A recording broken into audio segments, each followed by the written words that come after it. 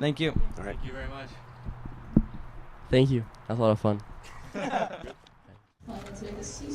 That was a lot of fun, Bob. I'll tell you what, those guys are awesome, and they did really well with the questions. Our Zone 4 squad, the guys from the East Coast, they came into the interviews. I could tell they're a little bit uncomfortable and quiet, and so I was just like, man, I've got to kind of crack these guys up again and loosen them up. But I'll tell you what, by the time the interviews were over, I really felt like they loosened up, and we really saw the, just the camaraderie with these guys, because those guys really haven't, they don't have the synergy and the history that the Zone 3 Florida guys have. No. Those guys have been playing together forever. They're all good friends, but this other team, our Zone 4 Eastern team, first time together. First time playing together, but they know each other, and I learned a lot. But it was fun to watch the interviews, listen to these guys, especially when you asked them about being stranded on a desert island, which is the guy they'd want to be out there with, and it wasn't the same person for each one of them that you asked, but they know each other pretty well because they knew how to answer that question. But anyway, we're about to start here. We're going to warm up. We had a little rainstorm come through here, and the mountains are off to my left here. Beautiful, huge mountains here on one side and the ocean on the other side. And we had a pregame here that we're going to have up live later, or available, I should say, on demand later on USPA Polo Network. And that is the East versus West Challenge match that was just played. And right after the match, little thunder started rocking and rolling up there, and the next thing we knew, we were scrambling for umbrellas to cover the monitors and to cover the cameras. But just enough rain to settle the dust and not enough rain to do any harm to the field. Players are out there on the field warming up, and we've got a super exciting match. This will be the finals of the National Youth Tournament Series Championships. The winner of this will take home the coveted trophy and will be the 2017 national champions, and both these teams really want this really badly. They do, and I could definitely tell that in the interviews yesterday. I think, obviously, the questions I was asking about the horses, because the horses are definitely going to play a part in this final today. We've got the Zone 3 team, we've got the Escobar brothers. They're playing their own horses, and some of these horses played in the Open last weekend, which is an advantage. So I just see, I was talking a little bit kind of off camera with Will Green, who's playing the number 4 position for the Eastern Zone. He does play a really good 4, and he's a big boy back there, so I'm sure he's going to use his horses to try to shut down those long runs and try to shut down Mackie Weiss, because Mackie Weiss is fully capable of running full speed and doing that tricky stuff going through the goal like he did a few days ago. Yeah, Mackie Weiss is a force to be reckoned with. There's no question. That guy has got one of the best hand-eye coordinations that I've seen in any young polo player in a very long time, if ever.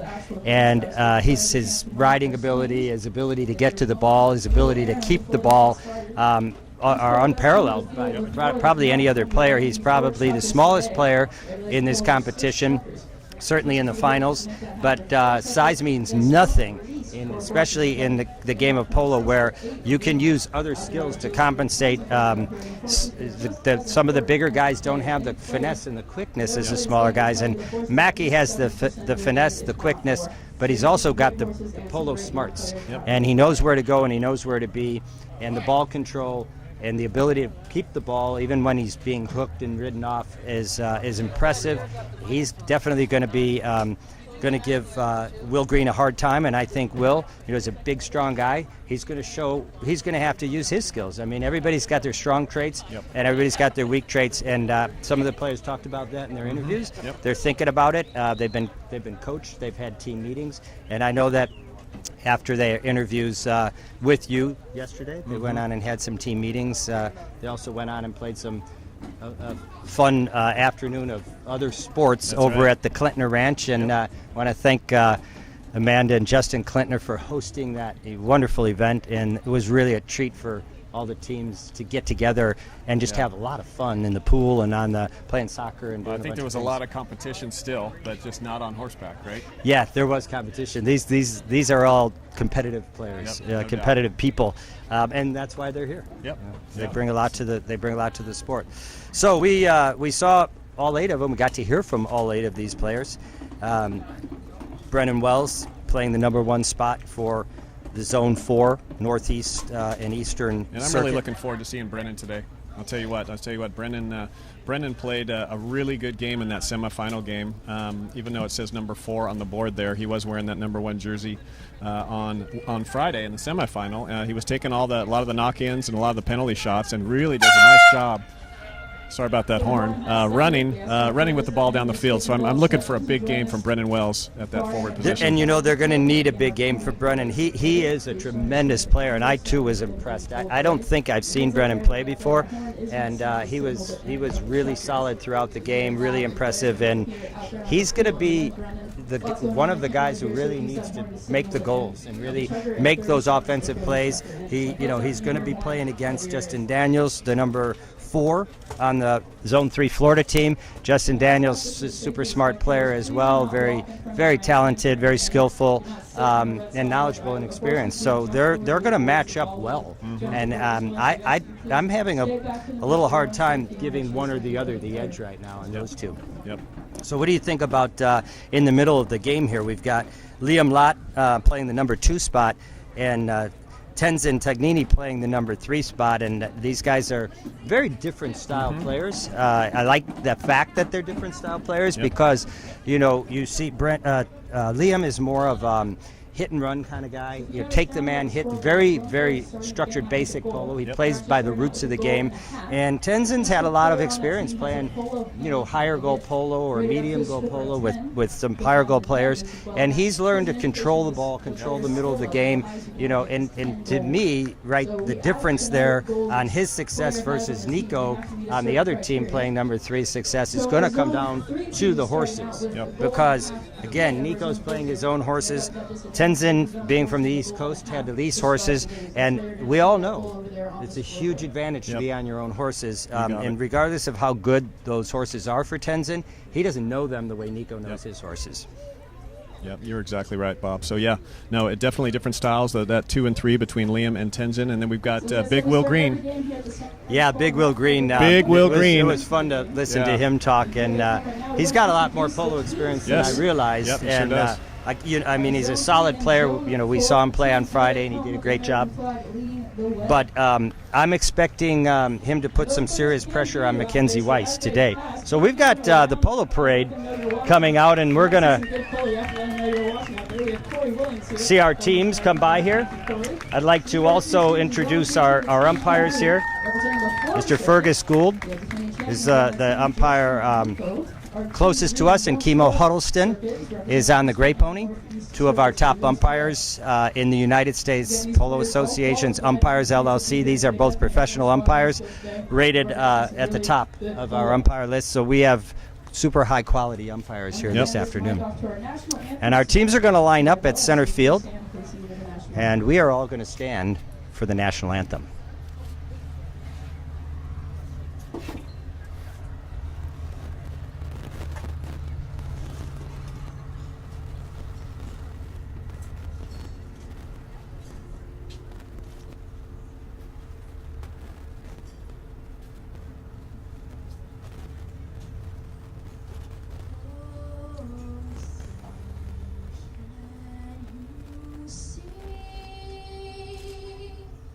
Boy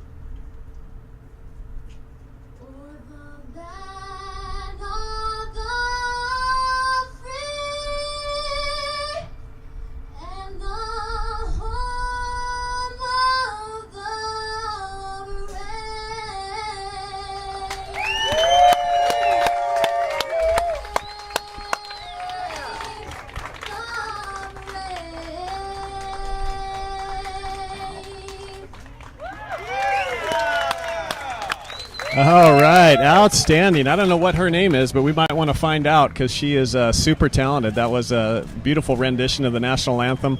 Hey, if we can get the graphics up, guys, I'd like to show the Zone 3 lineup when you have time. I know we had our Zone 4 team up there. Bob was kind of going through the lineup. I'd like to show our Zone 3 real quick before we get started. Yeah, we're going to introduce them here on the field. At the number 1 spot is Mackenzie Weiss. And the number 2 is Lucas Escobar. Number 3, his big brother Nico Escobar. And following up in the number 4 spot is Justin Daniels. At number 2, Liam Watt. Yeah, Bob, I'll tell you what, we are just about ready to get this final match started, 2017 NYTS Championship. We've been waiting all weekend for this. We got 2 great teams doing battle. Does look like we have a handicap goal on the board. Handicap goal on the board looks like awarded to Zone 4. So it looks like 1 goal. Not sure if it's going to be 1.5 because we can't show a decimal point, but we do have 1 goal on the board to start the match. It looks like we have 1.5 goals there for the team Zone 4, and we have 4 goals for team Zone 3. Okay. So now we're only playing a 4-chucker match, so then we use the metrics chart in the back of the rule book. So if you've ever had to run tournaments, you know that handicaps are based upon 6-chucker matches, 6-period matches. So if the match is less than 6 chuckers, you need to use the matrix to see what the handicap goal amount award would be. And I think in this one it's 1.5 goals, not 1 goal. I do see a 0.5 hanging up on the board there. All right. So we're going to have an advantage here right off the bat for the green team with 1.5 goals in their favor as we head into chucker number 1. All right, we are just about ready to do battle here, Bob. We got both of our teams lined up. We got our drone taken off. We got excellent drone footage here, aerial footage. I want to thank Checker TV and the USPA Polo Network for providing outstanding video here to watch our final match here, 2017 NYTS National Youth Tournament Series Championship match, the USPA Cecil Smith Cup. Both of these teams are going to be doing battle here for 4 chuckers. Each chucker 7.5 minutes long. Justin Daniels back on the field here, so we are ready to start playing polo. Our umpires bullet in. It is Nico Escobar. Going to send it over there to his brother Lucas. Lucas going to 2 hands, trying to check that horseback. Lucas, he's going to go ahead and turn it. Lucas Escobar, handy little horse, going to turn and send it down the field, looking for his brother, the number 3, and he can't get to it. This is Tenzin Tugnini. Tenzin rips off a little backhander, didn't go very far. Mackey trying to jump on it. Mackey Weiss going to goal. This could be not big bump there by Will. That is big Will Green. That is what he's got to do all day there. He's going to have to be physical with Mackey Weiss. And back shot there. Brendan Wells can't get it off. And Will Green rips off a backhander there to take it out of the goal mouth. Lucas Escobar with a back shot going the other way. Let's see if any Zone 3 players can jump on it. Mackey shoots and scores. Mackey Weiss shoots a beautiful forehand shot through goal, Bob. First goal from the field. Well, I can tell you, Scott, I'm not surprised that Mackey was the first one to score today. I'm expecting to see significant amount of goal shots from Mackey. That's what he does so well. He's fantastic at moving the ball forward. He's fantastic at controlling the ball. But I saw some good defensive play there by Will Green, which we talked about early, and he talked about it yesterday in the interviews. And he did lay a beautiful bump and get the first play away from Mackey. But that blue team continued to pick up the play, turn the ball, get the ball, take the back shots, center it, and eventually, if you're going to center that ball in front of the goal enough times, one of your teammates are going to find it and put it in. That is exactly right. So we had a bowl in and a foul right away, so this one's going to go against our team in blue, your Zone 3, Florida. Playing in the green is your Zone 4, Eastern, so this is going to be a spot hit. This will be Brendan Wells. Brendan took most of the penalty shots on Friday, and he's going to do it here. He's being followed up there by Tenzin Tugnini, and a nice backhand there by Lucas Escobar. Let's see if anybody's going to be around to get it. It's Will Green. Will Green going to jump on it. Handy little horse. Sends a backhander trying to get to Liam Lott. Liam Lott can't get there. He's defended by Nico. Nico coming right by the grandstand. Nico Escobar wearing that number 3 jersey. He's the quarterback for this Florida team, going right past the number 4. Looks like this is going left. See if this got going to go over the back line, or is he going to be able to save it? Shoots, and nope, right across the goal mouth. Quite a shot there from Nico Escobar. Thought that one was going to roll over the back line, but he was able to get a shot off, but he put too much angle on it and it went right across the goal mouth. So I believe this is Brendan Wells on the far side. Another back shot there by this. I believe that was a number 4, Justin Daniels. So this is Mackie Weiss. Very dangerous in this position, Bob. Mackie Weiss going to goal once again, sticking balling. Looks like, is he going to be able to get it? He's going to have to hit a little backhander, and no goal. No goal. Flagger was waving that flag down there, but he gave it a go, didn't he? He sure did, and it looks like I believe we're going to have a safety here, which is what occurs when the defending team hits the ball over the back line. But maybe that ball of Mackey's went out. The way they're lining up, it's going to be a knock-in. I take that back. So we'll have a knock-in. We'll have a knock-in by the green team, zone 4. Mackey, I'll tell you what, you don't want to give him those opportunities. Oh my gosh, I mean, kid is dangerous, absolutely dangerous. He got alone. The green team has to be very, very careful not to overcommit, because we know the blue team has good horses. We know they can turn back, roll back into the play. Mackey gets it. If you're going to leave Mackey get open like that, you're going to be chasing him all day long. All day long, and he's got horses that can run and that are handy, and we've seen it in the semifinals. So. They're going to have to do a good job or a better job of marking him. And I know talking to Will Green on the interviews yesterday, that's his job. So he's going to have to watch him very, very closely. And when he goes through, then one of his teammates have to cover that and go back. And that's what happened. Will committed to offense, and his teammate, nobody on his team went back. Got some movement here for the green, Bob. This is Liam Lott. Liam Lott going to the whip on that black horse, being chased there by Lucas Escobar. Ball bouncing, Liam Lott. Liam Lott with a nice carry there. Would love to see him. Oh, look at that shot, wow. Bob. Liam Lott with a beautiful forehand shot through goal. Wow, what a goal. That was impressive. Liam Lott carrying that bouncing ball, and it bounced every single time he swung. He concentrated so well on the ball, kept his shoulder down, kept his eye on the ball, and every time he made nice solid contact, moved the ball up 20 or 30 yards. It got to the bouncing ball, did the same thing again, and finally it bounced so bad he just had to go for the scrappy shot, made it. Beautiful goal right between the uprights. Nice shot there. Ball bowled in. Brendan Wells, rips off a nice offside back shot.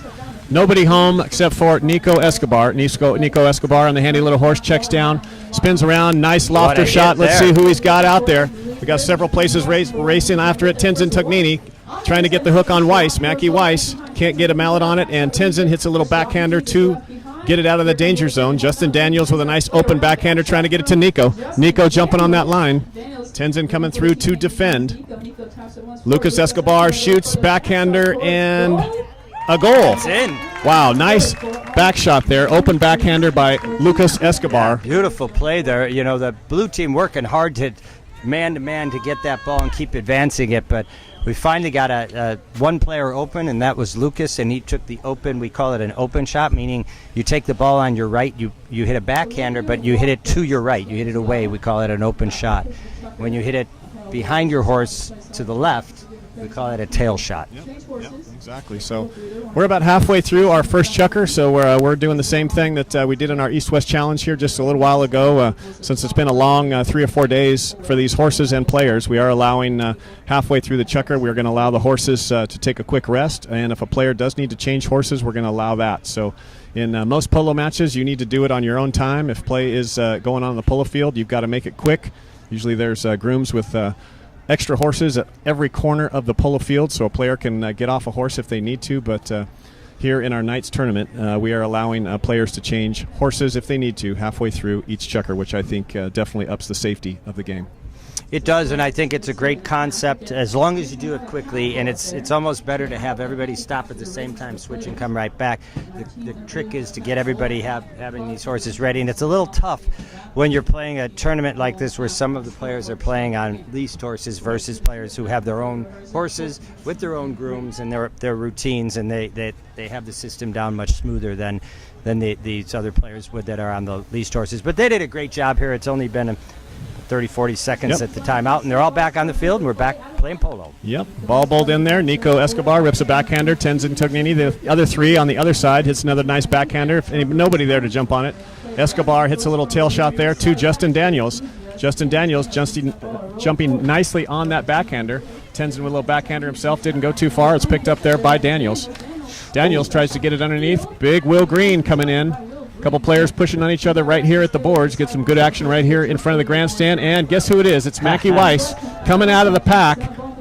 Now he's got Will Green on his hip. Will Green's going to try to switch to the near side. Nice job there by Tenzin to change, to come back this way. He's got Liam Lott. Liam Lott on the gray horse. See if that ball stays in. Liam Lott locked up there with Escobar. Daniels with a nice backhander going the other way. Let's see. We've got Mackie Weiss all alone, Bob. Could be danger, danger, danger. Mackie Weiss on the loose. Is he going to be caught here by Will Green or not? Mackey's going a little too far to the right. Not what he wants to do, but watch the next shot. Very difficult shot from that angle. And that one's going to go off the playing field and wide of the goal. But again, that green team better be careful when they commit to go forward like that. And the blue team gets a good backhander. You know, Justin Daniels ripped that backhander. Sure did. Went by all of the players. And who's sitting there in the very, very, very far back is Mackenzie Weiss waiting for that pass. Exactly. So Brendan Wells bringing it in off of his back line. Almost got picked there by Lucas Escobar, but he was able to continue on. Trying to get the ball up there, too. I believe that is Will Green. We got Tenzin. Tenzin coming through. He's got nobody to hit to. He's going to either have to take it himself, come through traffic. That looks like what he's going to do. Escobar, Lucas Escobar waiting to make a play. Nice shot there by Tenzin. This one's going to be going wide right, and it's going to stay on the polo field. So Escobar is going to have to hit a backhander, and he nicely does there. And Mackie Weiss picks it up on the near side, switches over to the offside.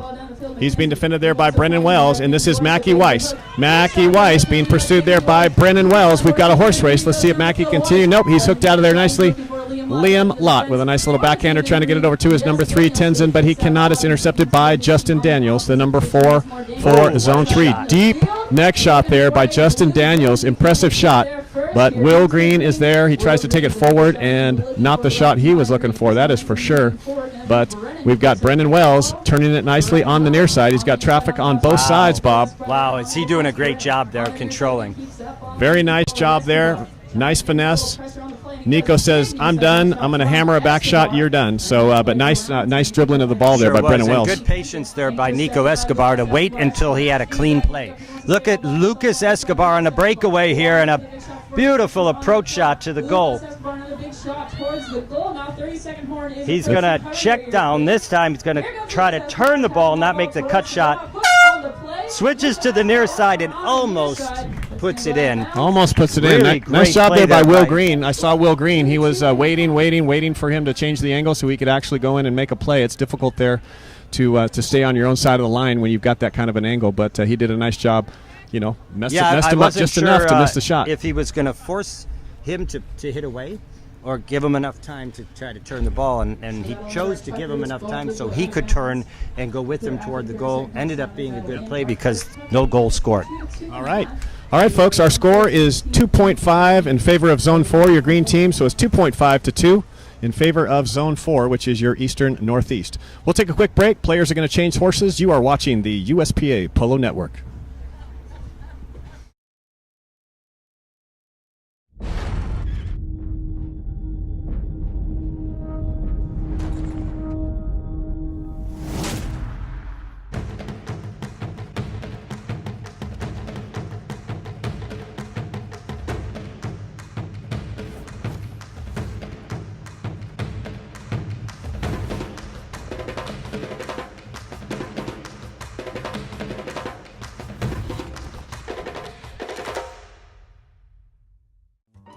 Welcome to the National Museum of Polo and Hall of Fame. The concept, the idea for the museum came about in 1978.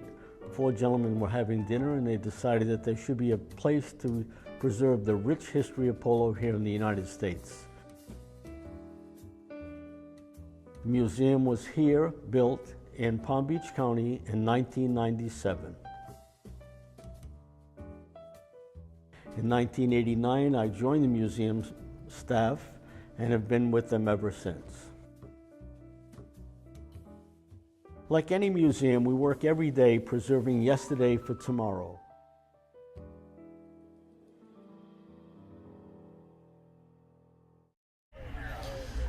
Welcome back to the Santa Barbara Polo and Racquet Club. We got a great crowd here this afternoon. I tell you what, I thought everyone was going to go home. We had that thunder and lightning storm that lasted for about 20 to 25 minutes, and that rain was coming down. There was thunder and lightning. Everyone was scattering for cover, but the sun is coming out, and I think it's going to be fully out. Most of the clouds have moved east, so we didn't do much to the polo field. Obviously, we got a little bit of moisture on the field, but it was probably a good thing. I don't think it hurt anything but my hairdo. Maybe yours a little too, yeah. Scott. But exactly. No, it was a nice little rain. It actually came in. We played the East-West Challenge earlier in the day, which we recorded and we're going to have on demand. So you all can watch that coming up. Hopefully it'll be on demand later on this evening. Yep. Great match here with our younger players and the little lower handicap tournament. And we had special guest Charles Smith. Legendary Charles Smith, and he spoke a lot about the history of the tournament and how they originally started and why they did an East-West Challenge, and then how it came over into being reinstated here just this year. Hasn't been played since 1976. And this is the first match that we played a couple hours ago here at Santa Barbara. It was a great match. We're going to have it on demand. Please keep in touch. Check in. It's well worth watching that game. Great young, talented players. 2 guys, 2 boys, 2 girls on each team. Great game. Yep. Great game. Lots of fun to watch. Yeah. So love to watch these youth. This is some of the top youth in the country out here on this field number 2 here in Santa Barbara. This is our stadium field, Sunday polo field. They keep it fresh all throughout the season, and this field only gets played on Sundays. So it is the best field here in Santa Barbara. They're all amazing, but this one is quite special. So it's obviously a great experience for these young players to be able to play on field number 2 here in Santa Barbara. Yeah, it sure is. And the crew here was right on it. As soon as the rain came, they came in and checked the field. And as soon as it stopped, they checked it again, gave us a thumbs up, said we're ready to go. The field's safe. Go ahead and keep as planned. And they're just on top of it all the way. Yep. All right, we're off and running here, Bob. In the second chukker, this is Brennan Wells bringing it off his back line, and it's stolen out of there by Lucas Escobar. And we've got a whistle right away. I believe that was Nico and Liam Lott were locked up together there. Both of them trying to make something happen with the ball there. And umpire saw something they did not like. So I think this is going to go against our Zone 3 team, Bob, our blue team. I believe it's going to be a spot hit for green. Spot hit. Green team is going the long way. And the defending team in blue will have to give them at least 30 yards. And the ball is brought back into play, and what a big shot off the end line there by Will Green. No, it was actually Brennan Wells. Oh, that was Brennan Wells. Yeah, Excuse Brennan me. Wells. He's taken the penalty shots. Yeah, he did, boy, he did in the hit that ball. semifinals too. Yeah, just has a really nice, easy stroke, and he definitely is able to put that ball down the field. So we got the Zone 3 team moving once again. Escobar trying to get it down there to Weiss.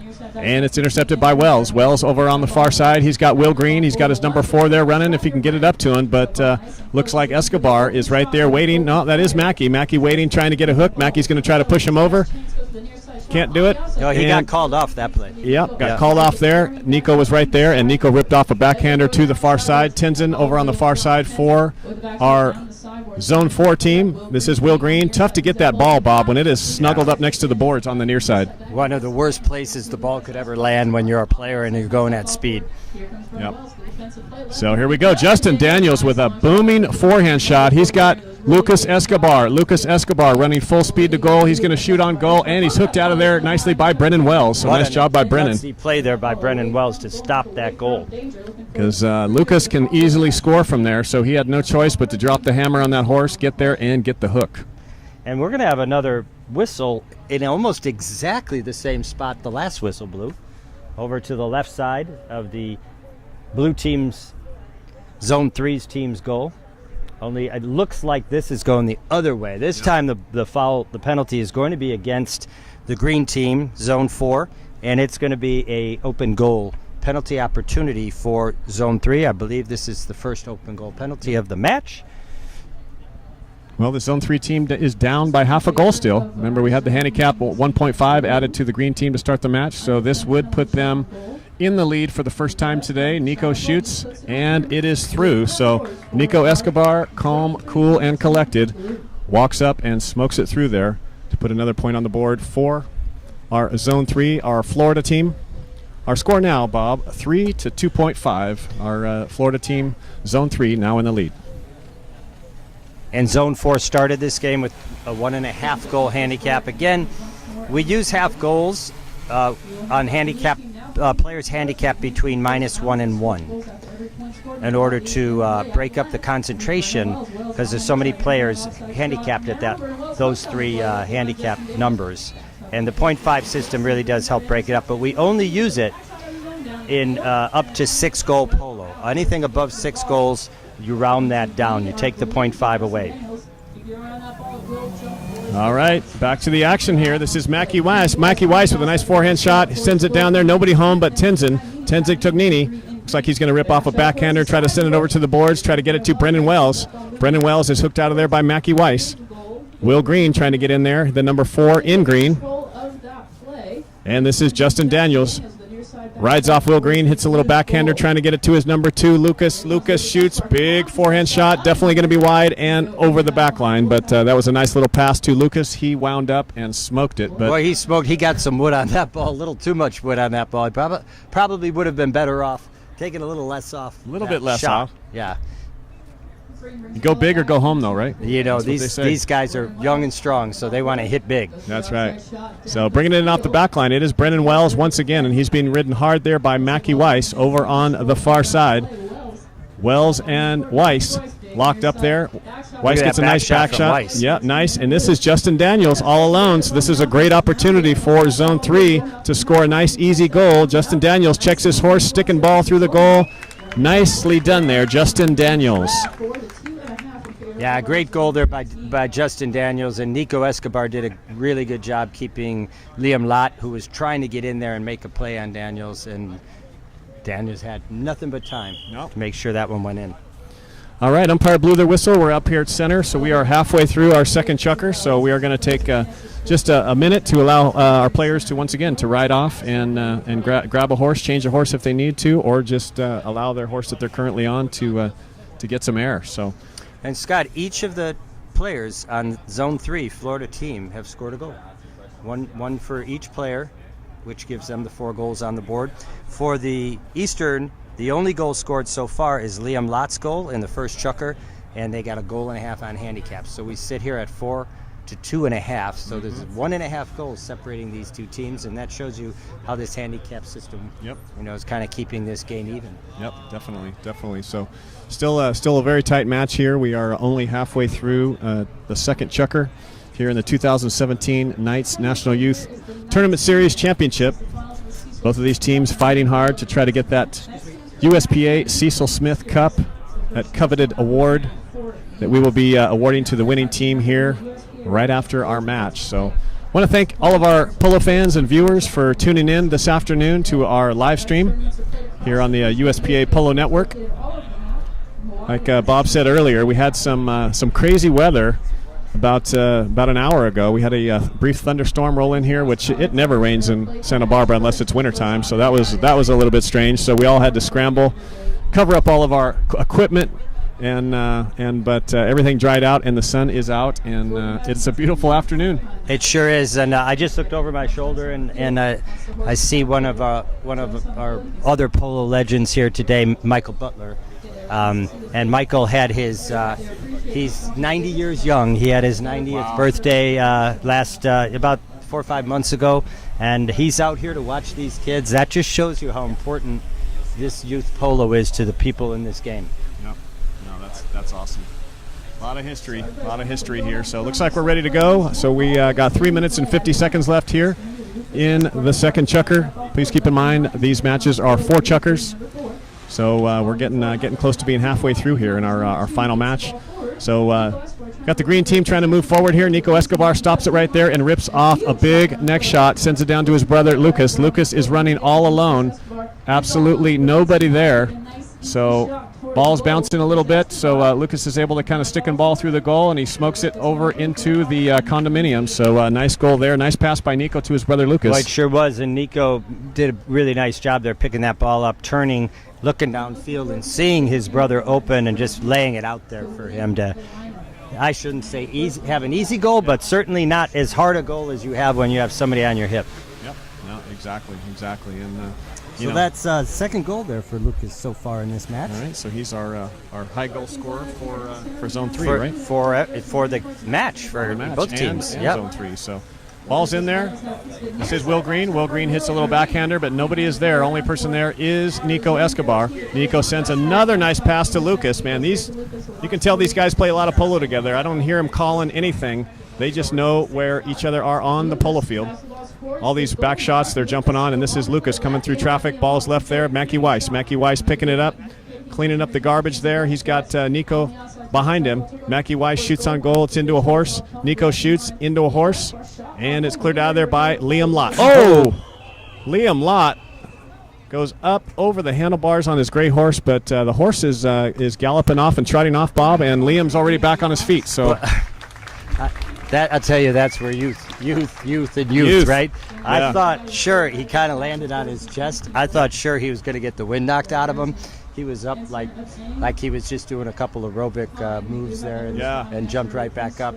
Yep. Very talented young player and very great athlete, top athlete, and glad he's okay. Glad the horse is okay. They took horse stumbled a little bit, threw him off balance, and the horse recovered, but Liam wasn't able to. He went right over the horse's head. Well, you can see the athleticism of these riders, man. I'll tell you what. Yeah, they are, and when you have these kids that learn to ride at such an early age, they get they fall off. Yep. And when you fall off, you learn how to fall off. Yep. And that's the best thing you can do as a rider is know how to fall, because the chances of falling are there. I mean, you ride, you're going to maybe fall. And when you fall, if you know how to fall, your odds of getting hurt are pretty small. If you don't know how to fall, it's a much higher risk of getting of injury. Yep. Well, and I would imagine a lot of these players too, especially if they come from polo playing families and they've been riding since they were so young. A lot of these guys get to ride young horses, green horses, and these horses can pitch you off, right? I mean, especially when they're young and green and getting exposed to polo. And so I think a lot of these players have experienced that, and there's a right way and a wrong way to get off a horse, right? So I think they've all experienced it. Well, many of them are sons of professional players. The Escobars certainly are. Their father, Luis, high-go player, and Liam's father's polo player, so he's been around polo, and he's worked for some of the high-go players, and Andreas Weiss, used to play here for Lucchese, high-go player as well, and Andreas has mentored his kids, and these pros all train horses. So these kids learn, they watch their fathers, they go to the barn, they pick up the skills, they see how they bring those young horses from being nervous and playful and at that point dangerous because they're big animals, to get them to calm down and be trusting and learn the game and really play the game well. So you got, they have a big advantage when they come from a polo playing family. But we have so many great programs now in the United States, and we have the II program, which is the Interscholastic Intercollegiate, and we have very similar situations where we have coaches who have had that same, those formerly high-go players, very experienced players that are mentoring and teaching those students. So you don't have to be the child of a player or brought up in a polo family to learn to play and to learn to play properly. You can check out our II programs on uspolo.org. and get involved if you have children that you would like to get involved in polo. It's a great sport. It teaches them patience, horsemanship, team play, and really how to relate with an animal and really form those relationships and bonds with the horses. And that's the real difference between polo and any other sport.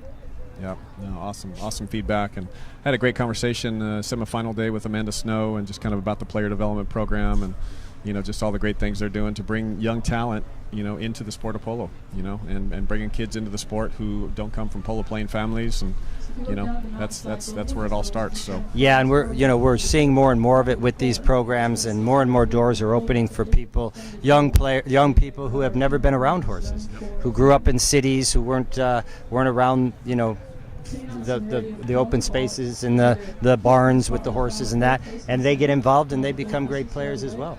And some of them just become leisurely players, but they do get a lot out of the game. Okay, looks like we're about ready to go. 2 minutes, 15 seconds left here. Looks like there was a penalty called against the blue team. So this is Brennan Wells from penalty 4.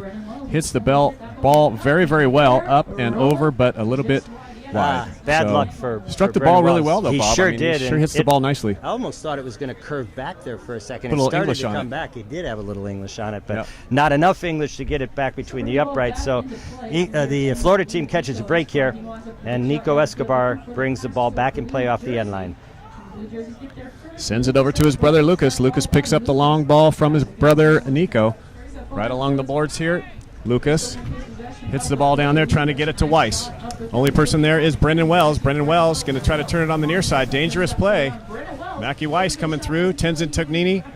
Tenzin's been a little bit quiet today, Bob. I really haven't seen too much from the number 3 in green, Tenzin Tugnini, and he's playing that number 3 position, which is a very important position. So I'm hoping Tenzin is going to fire it up here and really lead this team. But wow, Lucas Escobar with a nice little neck shot, nice and easy through the goal. So that's his third goal. Yep. He remains the high scorer. He was the high scorer with 3 goals for Lucas. I almost called him Luis.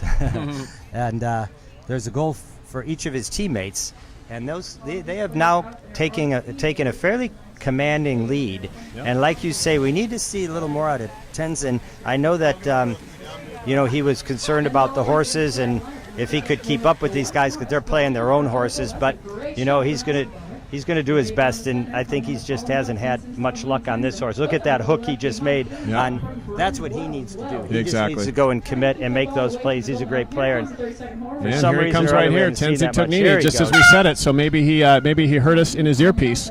But this is Tenzin Tugnini with an opportunity. 25 seconds left, Bob. He's got enough time to get there, but look at Mackie. Mackie is coming in full speed. He better hurry up. He may have to switch to the near side. Oh, Mackie Weiss gets the there. hook. That is what you want to do. A little hustler down there, flying on that horse to make the hook. As things were looking good there for Tenzin to stroke that ball through the goal, but Mackie Weiss saved it with the hook. So 3 seconds left here. Not enough time for anybody to do anything. Horn is coming. And that is going to end Chucker number 2 here in our finals match, our USPA Cecil Smith Cup, our Knights Championship match. So we have reached the halftime, Bob. Or have we? Because I heard a whistle right about the same time as the horn. So are they going to? Yes. So the umpires have a penalty here going against the Zone 4 green team. And we are going to see a center hit. I'm sorry, going against. That's right. Going against the green team, we're going to see a center field hit by Zone 3, the blue Florida team, with 5 seconds on the clock. So when there's they said 12. Yep, they said so 12. There must have been something off on the clock then. Yep. So because I see 12 seconds on the clock. Because I thought the two sounded at the same time, and if they do, you put 5 seconds on the clock, but. There's 12, so there's plenty of time. What a shot by Nico Escobar. Still plenty of time, so this green is going to need to get it out of there. And that is the end of the Chucker. Not sure that was quite 12 seconds, but Chucker nevertheless is over. That is officially the end of the first 2 Chuckers. Please keep in mind these are 4 Chucker matches here in our Knights Championships. Our score 6 to 2.5, 6 in favor of Zone 3, the Florida team. Playing pretty good, Bob. Yeah, it's a great game, and we're looking forward to seeing if the Zone 4 Eastern team has enough in them to come back and really turn this thing around, because right now we're seeing a lot of solid play by Zone 3 Florida. Again, those guys know each other. They've been playing together. 2 of them are brothers. They have an advantage, but I would not count Zone 4 out. So please stick around. Yep. We're going to take a short break. We're going to be back with the second half of this very exciting championship match.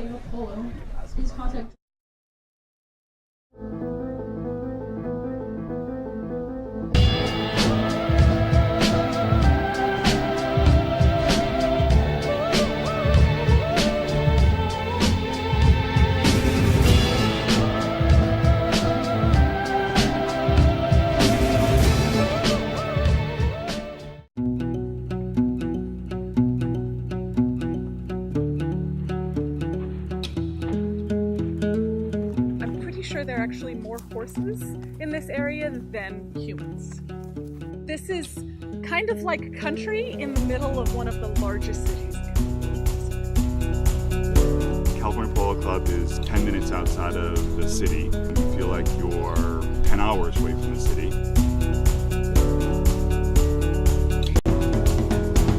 Arena polo is a hands-on, exciting experience. You get in there, you get bumping, you get grinding, you get a little dirty, and it's a ton of fun. The lights that CPC has allows for a nighttime polo.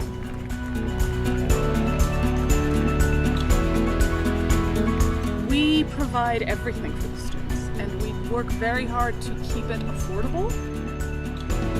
There's such a wealth of polo knowledge within this group of people that anybody can come and get the same experience. Put the draw reins between your thumb and your index finger. Okay, like that. She just started playing here. Yes. I started playing here last summer, but everyone's super welcoming. You can pretty much sign up for a lesson like at any skill level, whether you've ridden a horse or never before, and everyone's just pretty like open and happy to teach you.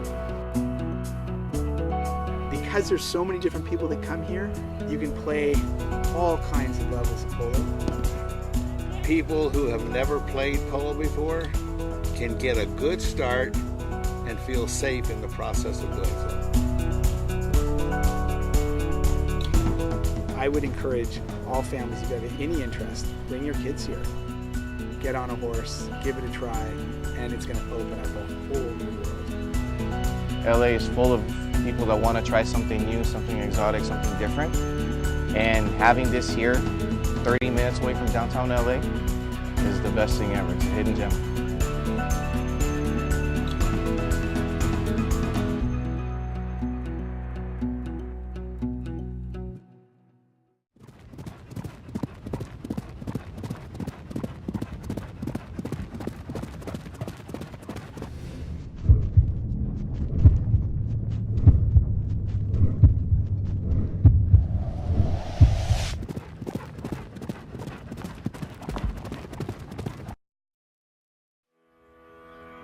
There aren't many things that are like riding a horse at full speed. It's unique because you're on these animals that have a mind of their own, but they're listening to you, and at the same time you're trusting them to do what they know how to do, and that's run. When you're just flying flat out on a horse, it's just the best feeling in the world. It's the same feeling as jumping out of a plane. You have that same adrenaline that goes through you, and you feel like I'm flying.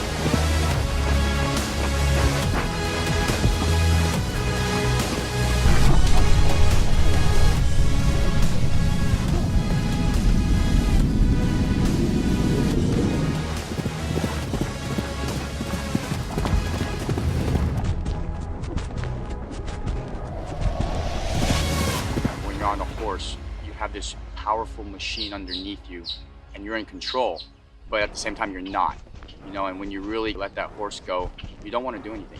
Too much control, is bad for the horse, so you just kind of give it away.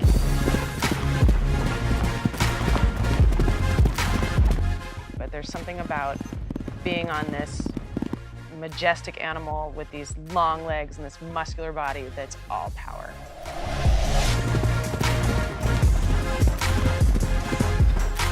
In general, a good polo pony loves the sport. They're athletes just as much as we are.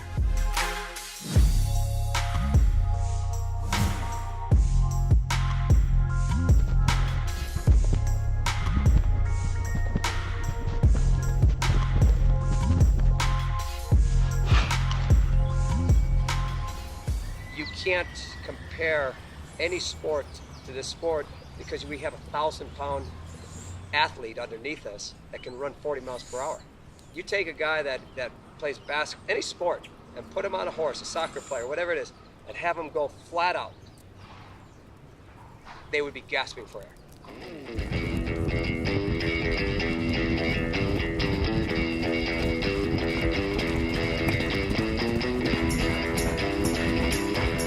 When you're playing polo and you're going fast, I mean, there's nothing better to do. I love it.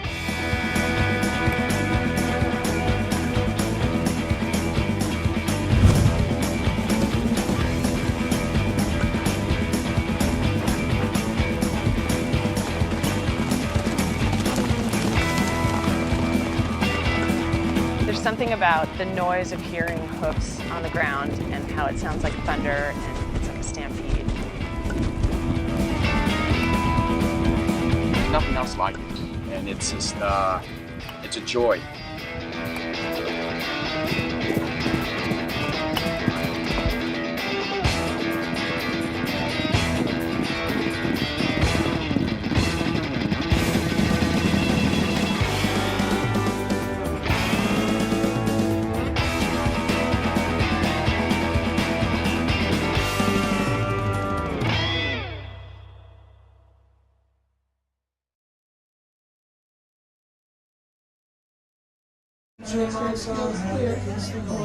All right, welcome back, polo fans, to the beautiful Santa Barbara, California. We just finished up a nice halftime divot stomp. Had all of our polo fans out on the polo field, help us repair some of those divots out there, smooth out the field for our players.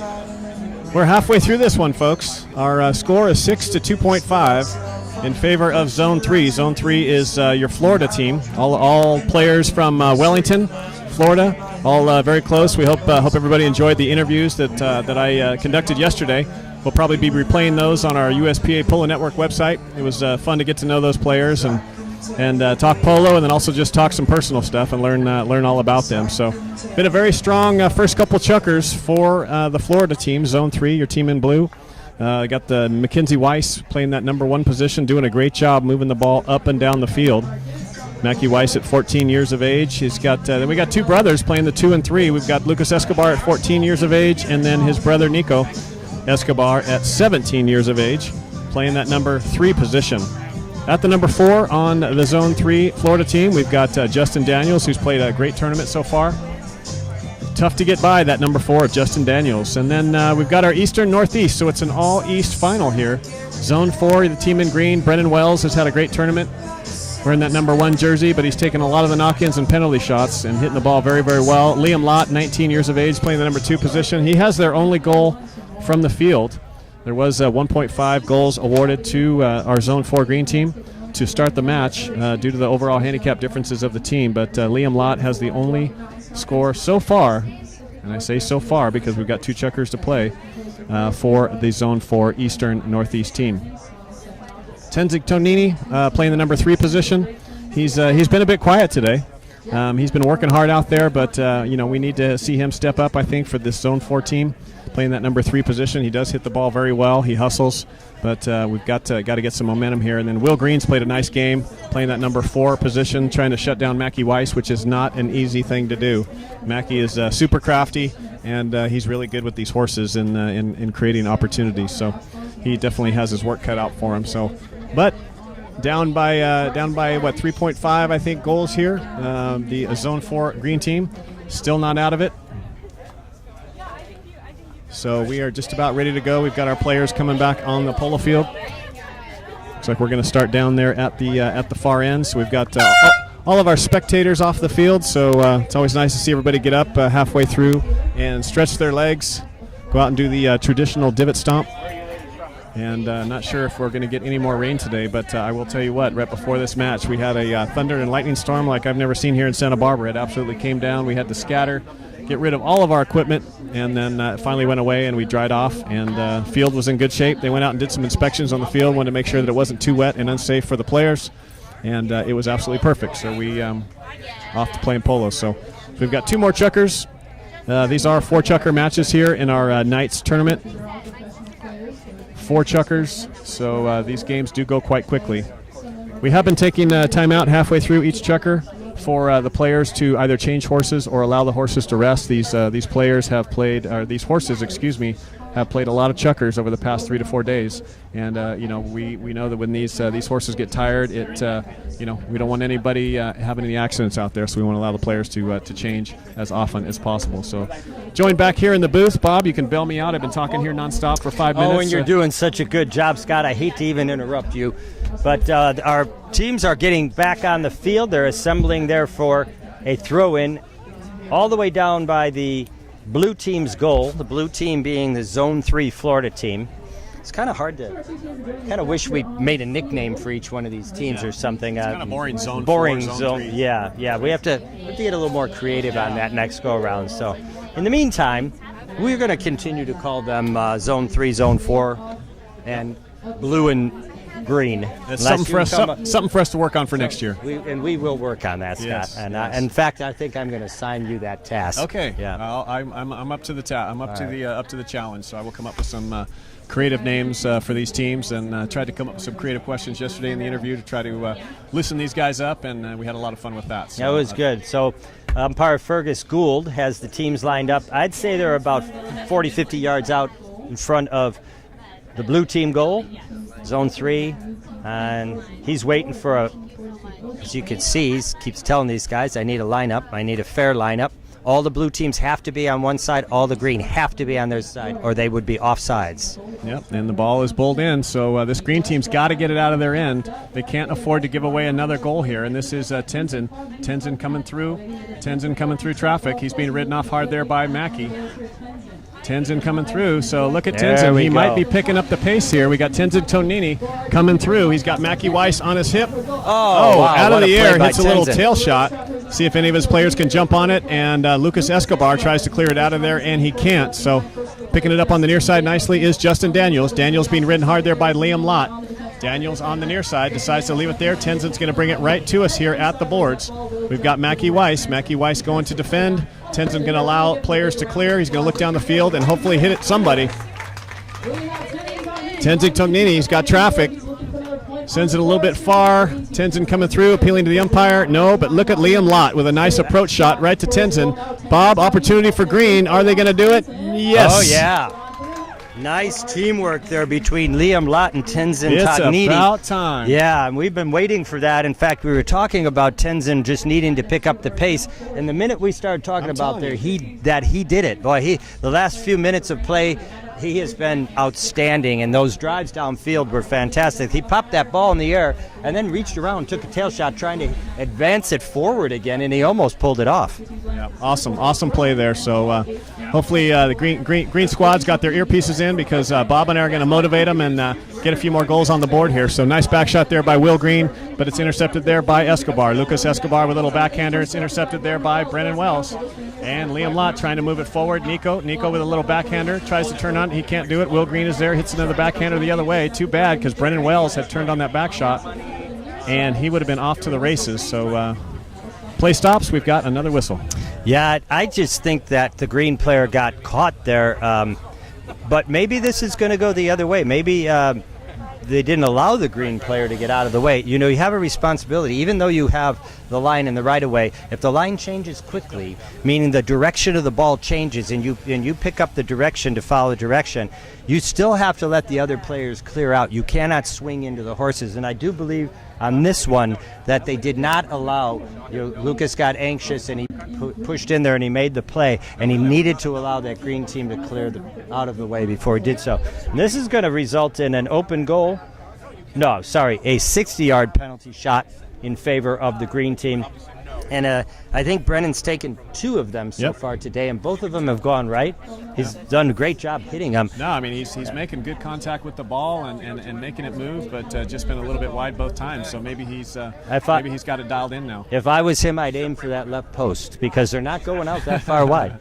Yep, might be a good plan. So We'll Brennan see if he Wells, does it. Nice and easy, strokes the ball. Look at that shot. Oh, Nico Escobar does get a mallet on it, but it does go in. So well-struck ball there, Brennan Wells. Ball, and I think he aimed to the left post.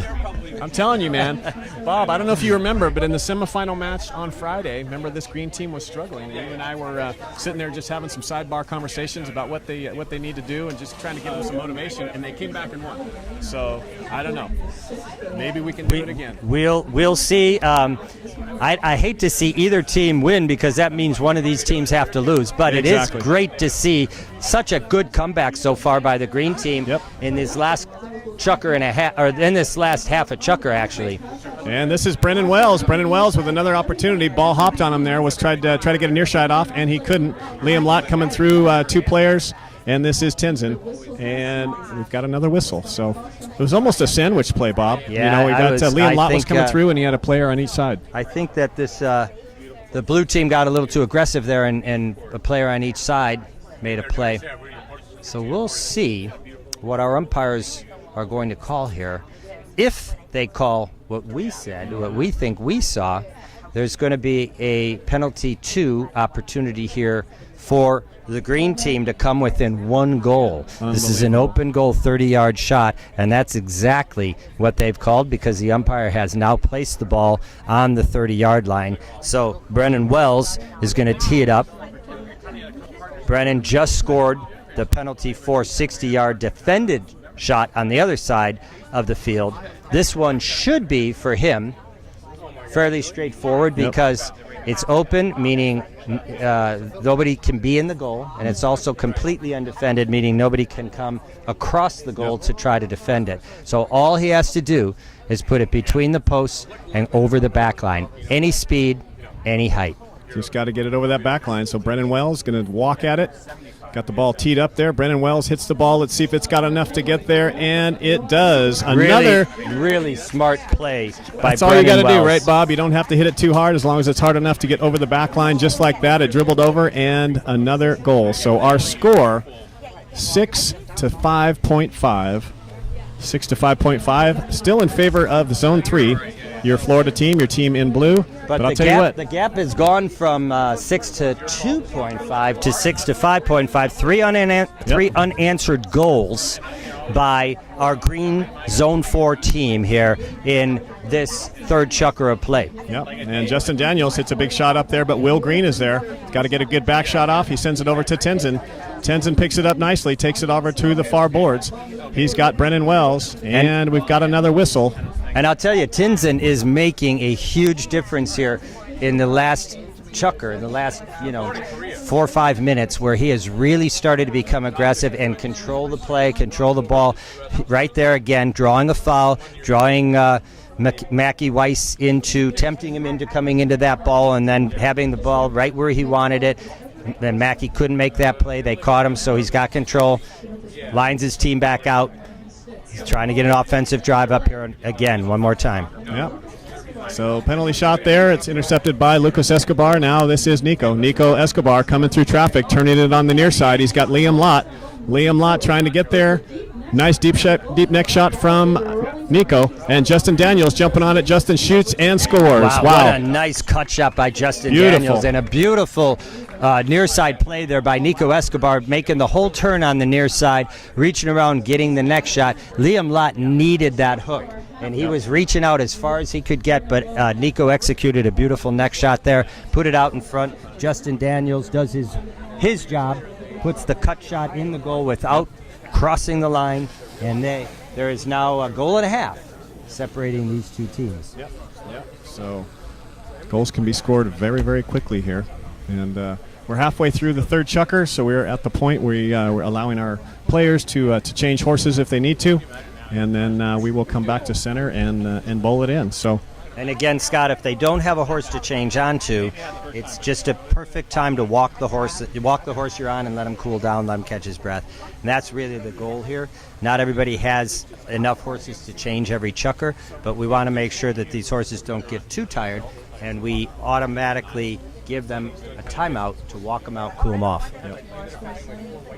Like we've said several times here, these horses have played a lot of polo over the past 4 days, so these teams are pushing these horses to their limits here in this final match. Our score 7 to 5.5 in favor of Florida.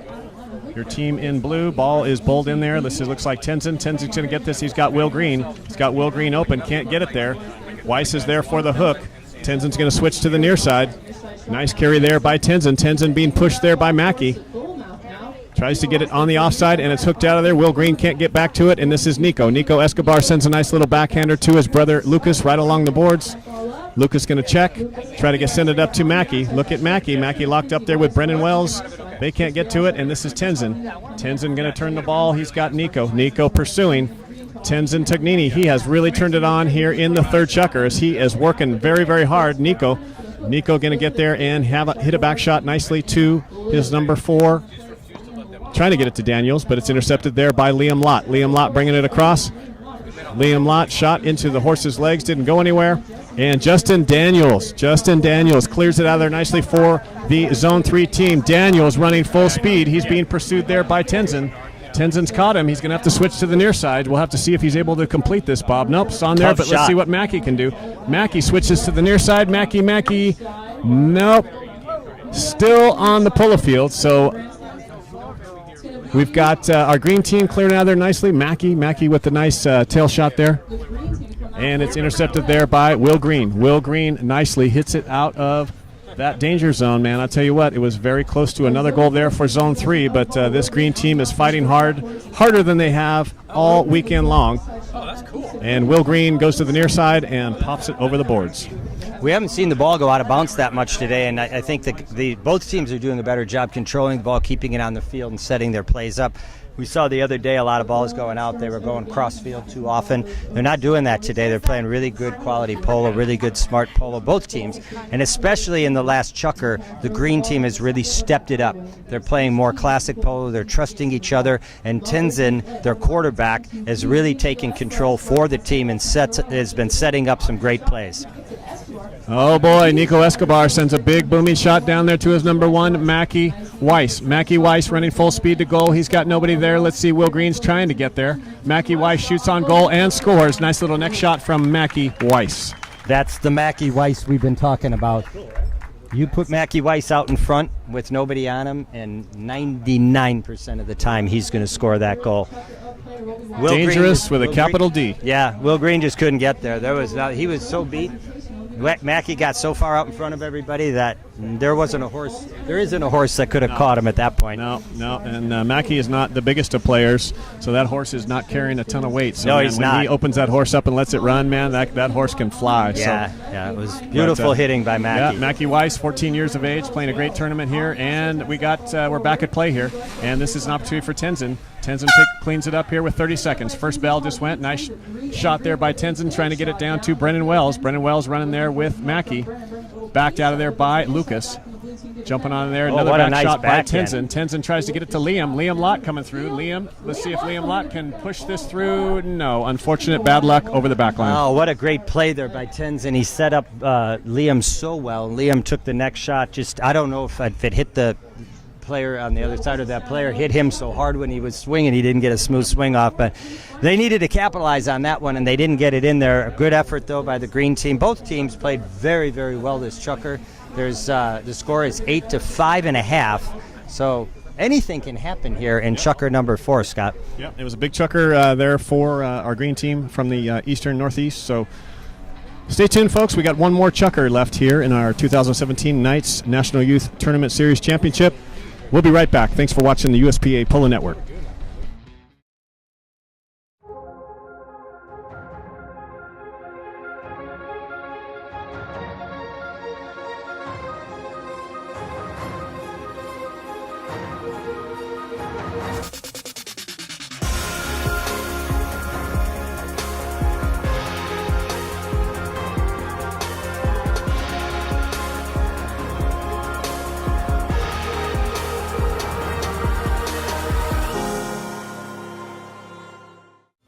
Officially established in the United States over 125 years ago, the United States Polo Association is one of the oldest sanctioning bodies in the nation. Many people are already interacting with the sport and the USPA through the global retail brand US Polo ASSN. Built on the authenticity and rich heritage of the game, they are not just buying apparel, they are taking home a piece of the sport To learn more about the USPA, visit uspolo.org. Polo fans, welcome back to Santa Barbara, home of the picturesque Santa Barbara Polo and Racket Club. Welcome There's to our Christian Weiss down there helping his little brother, Mackie Weiss, and Tom Goodspeed over there. Coach Tom Goodspeed giving some pointers there to Nico Escobar. Again, we've got two amazing coaches helping us out here. Tom Goodspeed for the Florida team. Tom, one of the legendary arena players, one of the greatest players of all times in the arena, and one of the captain of the LA Colts in the heyday of pro arena polo here in California at the Equestrian Center. And then Nick Snow coaching the green team here, and Nick's been coaching. He also coached the team earlier in the East-West Challenge. Nick, one of the veterans of polo, has gone through the II program, turned pro, 4-goal strong player, and he's got a world of knowledge here to help these young players out. Both these guys do. So I don't know what the coaches told them, but I know they told them keep it up, because both teams are doing a great job. And I think at this point, it's just going to be a matter of, who perseveres with the goals. Yep. Yeah, no doubt. And that was such a great chucker for our Zone 4 team, to see him come back. And I'll tell you what, Tenzin really stepped up big time in that chucker. I mean, he was and when he so steps hard. up, his team steps up with him. And I think that's the leadership that they were struggling with there for the first chucker and a half. But they really turned it around, especially the later part of the second chucker and the complete third chucker. They played outstanding the whole third chucker. So we'll see, though. They've got a deficit here to overcome. They need 3 goals, and the other team doesn't need any. The other team just needs to hold on and not let them score. They need, and that's a tough chore as well. But the tougher chore is to get that ball in the goal and get those 3 goals on the board and make that other team get down on their heels. So we'll see which one has the power to do it. Yep. Yeah, so we've got all kinds of players and family and support down there at the trailers, giving some final instruction. Obviously, all these players have coaches, but I'll tell you what, I think it's tough for family members to not coach. I'm sure it is. I didn't see Luis down there. I saw him down there a lot the other day. I'm sure he's around Luis Escobar coaching his 2 sons. But on the other hand, I think he respects Tom Goodspeed, and it's Tom's job to coach. Yep. And like I think everybody knows, in most sports, when the parents try to coach the coach, things sometimes don't go as well. Work out so good. Yeah. Doesn't always work out so good. So. All right, 4th and final chucker. Oftentimes in polo matches, players save their best horse for the final chucker in case it's a super tight match. So I'm assuming that these players are probably coming out on, I would bet, Bob, some of their better horses. So we might have some good polo on our hands here. I'm sure that the best of the horses in this entire tournament, or at least certainly in this game, are coming out right now in this chucker. And Nico Escobar hammers a big shot downfield. Brendan Wells is there to defend. Brendan Wells is going to try to make a turn. Tenzin can't get back to it. Didn't get called for the foul. He almost went right in front of Mackie. But on the near side is Lucas. Lucas backed up there by Mackie Weiss. Mackie Weiss with a nice near side shot. Brendan Wells with a nice back shot going the other way, and it's picked up there by Justin. Justin Daniels comes through. Daniels shoots big forehand shot. This one's going to be wide what a and pretty left. shot by Daniels, but a little bit too far to the left. And Brennan Wells made a mistake there. I think he should not have tried to turn that ball. He should have backed the ball. Tenzin should have called him back, for a tail or an open shot. They got to work together. They got to keep the ball away from this blue team right now. When you try to turn the ball on strange horses and you don't get the turn completed, you're in trouble. Yeah. Brennan Wells struggling with his horse down there. Yeah. So Brennan Wells not playing his own horses, so he's playing leased horses. So that horse probably better to get out more on the polo field with some other horses. So I'm sure that horse plays pretty good polo, but may not be the best horse to be on right now to be bringing in the ball off the back line. It's going to be a tough break here for the green team, because the rule says when you can't make a circle, you can't make an approach and not hit the ball. So when he didn't at least take a swing at it, he negated that play, and there's a throw-in perpendicular to the back line, and Nico Escobar picks it up and scores a goal, and that's why I said it could be a costly mistake, and it was. Sure enough. Wow. bad luck there for Brendan Wells. I know he had the best intentions to bring that ball off the back line and move it down the field for this Zone 4 team, but unfortunately had some horse troubles there, and Nico Escobar capitalized on the throw-in right away and smoked it through there. So takes our score 9 to 5.5 is what I have on the scoreboard there. Yep, 9 to 5.5. So a nice little comfy lead here for Zone 3. But I'll tell you what, this Zone 4 team is not done. They're going to keep fighting here till the last second. I can tell you that. And this is Liam Lott. Liam Lott spins around, hits a nice little backhander to Tenzin. That's the way to do it. That is what you want to do. So Tenzin Tognini, if he can get past Mackey. Tenzin coming through, and Lucas hits a back shot, but Liam Lott is the only one there. Liam does play classic polo, Bob. Not a lot of turning from Liam. He hits the back shot every time. Will Green trying to get through there, and it's intercepted by Justin Daniels. This is Nico Escobar being defended there by Liam Lott. Liam Lott trying to get the hook. Look at Nico bringing it on the boards here. He's going to try to pick it up on the near side, and we have a beautiful run here by Nico Escobar on the near side. Liam Lott riding off there, so this is Will Green midfield with an opportunity to go the other way. There we go. For our Team Green, and this horse can run a little bit, Bob. Justin Daniels isn't catching him. So unfortunately, that's as far as it's going to go for Will Green. So Mackie Weiss is going to take it there and hit a backhander. Tenzin continuing to come through. Tenzin continuing to fight. Brendan Wells. Be a goal here. Brendan Wells coming through and scores. Oh, yeah. Wow, what a nice goal there, Bob. It sure was. Brendan Wells following up, the whole green team following each other up on that play, and the blue team not marking their men made these opportunities for the green team. And we thought it was over on the early part of that run, and it wasn't over because they followed each other up. Yep. No, that was good team play. I think all of the green players touched the ball on that run going to goal. So that was good team play there. Brendan's third Brendan's goal. third goal. Of That's the match. awesome. That's awesome. We said he had a big Wow, semifinal. Look at that backhand.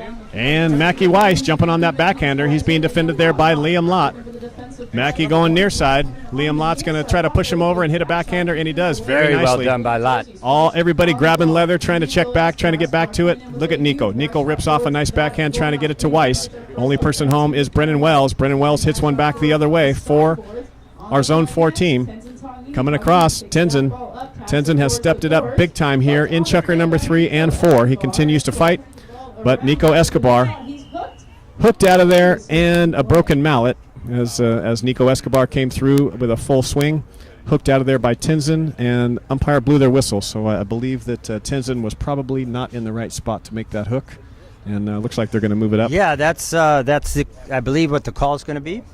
So we'll wait and see here, but it looks like they dropped the ball on the 60-yard line. That it's going to be a penalty 4, which is a 60-yard defended goal. So the players on the green team cannot be closer than the 30-yard line of the field to the hitter until they hit at it. So we'll see. I from my angle over here, I thought he got around. But the umpires obviously were closer than we were to the play, and they I believe they saw a cross hook, meaning that he didn't get Tenzin didn't get his horse all the way over to the part of the horse was on the wrong side, on the left side of Nico's horse. All right, so I don't know if we're also using this 9 to 6.5, and an opportunity here for Nico. And the whistle blows again. Not sure if we have. I think we've got a couple players changing. I think we might be using this, Bob, as our opportunity to halfway through the chukker either make the change or let the horses rest, since we are at 3 minutes and 50 seconds here.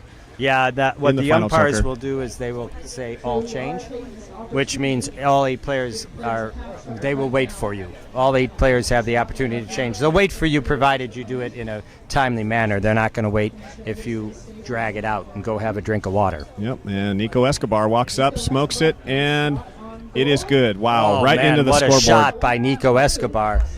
Beautiful. Penalty for conversion, putting the 3rd goal in there for Nico today.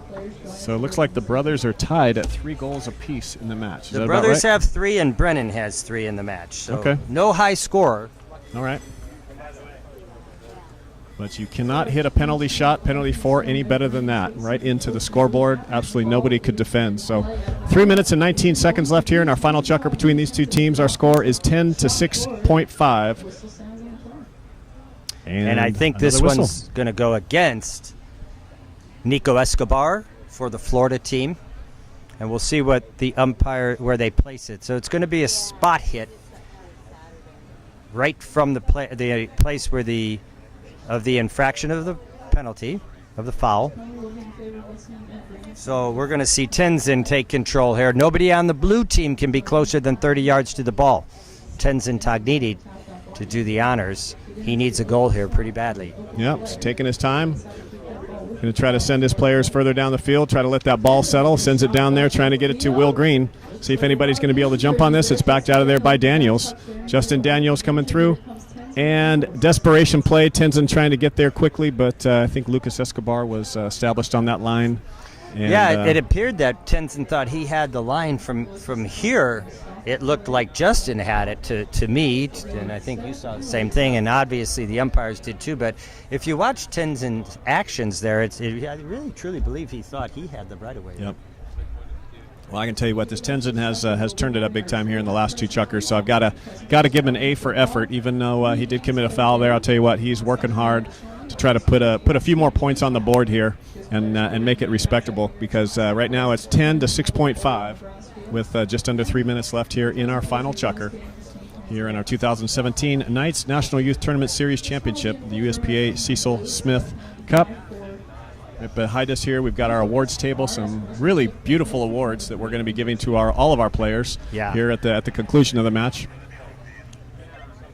And so this is Nico Escobar. Sends it nicely down there into a horse. We've got Will Green defending there on Justin Daniels. Tries to get a backhander off and he can't, but Tenzin is there to pick it up.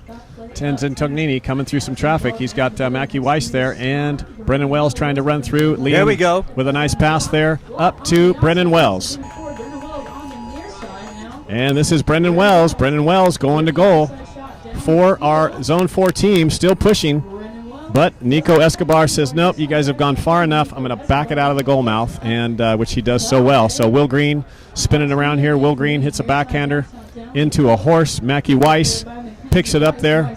So it is Mackie Weiss. We got Will Green. Will Green's going to have to use his size and push Mackie over there, which he does, try to get a backhander off, and he can't. Nice job there, Mackie, continuing to push on a much bigger player. And there he goes again, Mackie Weiss.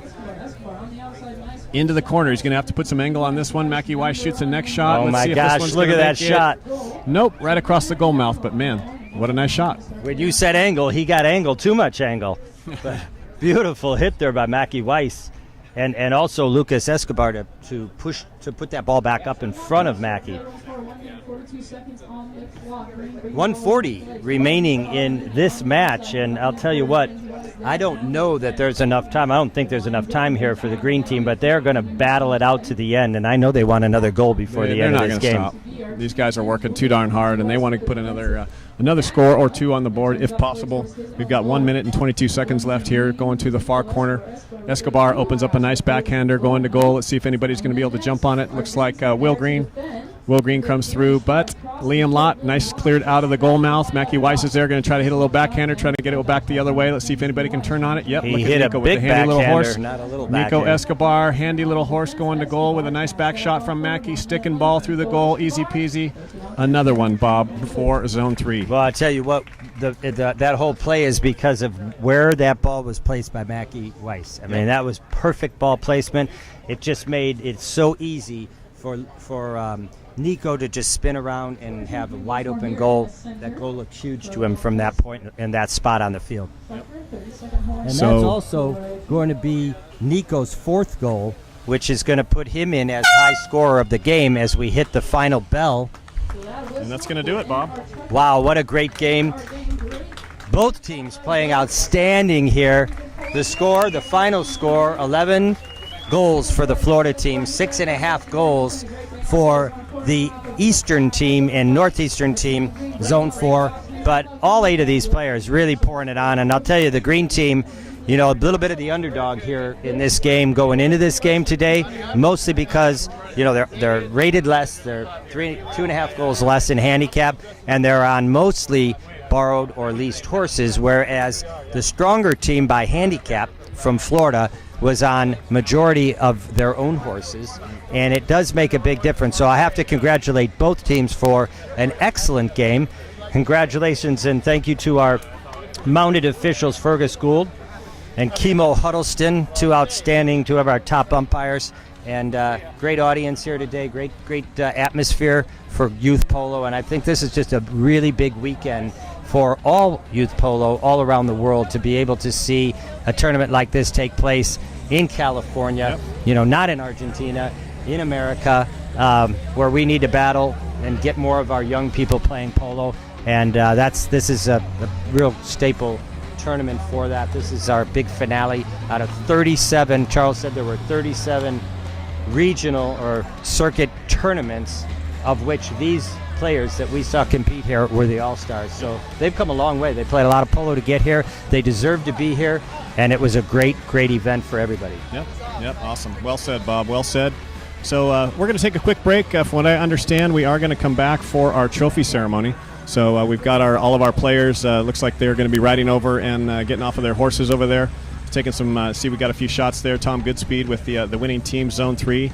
And this is a repeat, Bob. Zone 3, they won last year, yes, so this is a repeat for them. Yeah, we've got Justin and Nico were on the team last year, so they are repeat winners for 2017, so congratulations to them. And the 2 youngsters, the 2 14-year-olds are the newbies. You're the newbies, and they did great. So I want to encourage everybody to stay with us. We are going to take a break here, but we are going to come back live with our trophy ceremony here in just a little bit. So, Bob, thanks. That was fun. And once again, congratulations to Zone 3.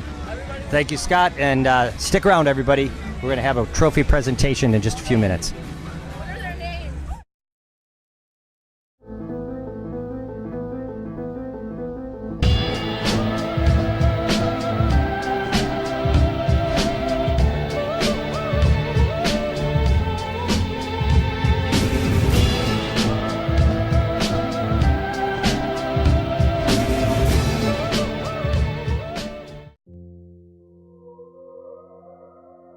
Santa Barbara is a great place to play in the summer. I mean, the weather's amazing. You got the beaches, the mountains. I can't tell you what more you would ask for. We can build a treehouse in the pine trees. We can keep our secrets buried underneath. Wildflowers crush between your fingers, clinging to the wild things that raised us. Compass point you home, calling out from the east. To be here in Santa Barbara is awesome. The horses love it. The horses rest a lot better, I think, than other places. It's not humid, it's not so hot. From the depths of the sea, compass points you anywhere, closer to me. Where you are, I will be. Miles high in the deep. Where you are, I will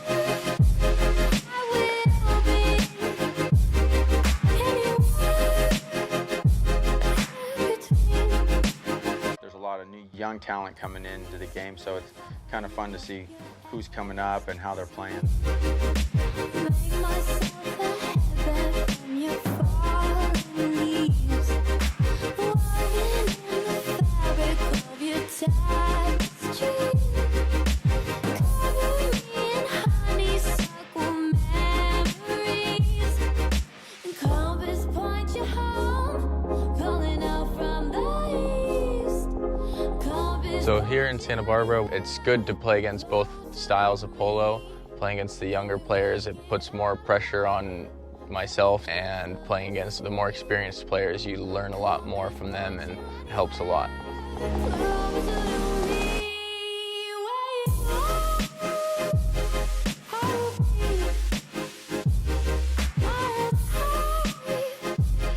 in the deep. Where you are,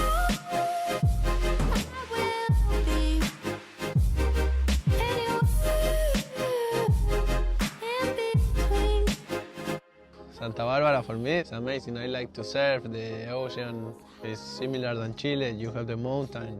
The weather is amazing. For me, it's the best place to be. I will be anywhere in between. What I love about the sport is the competition. At a young age, you're playing for the pure joy of the sport.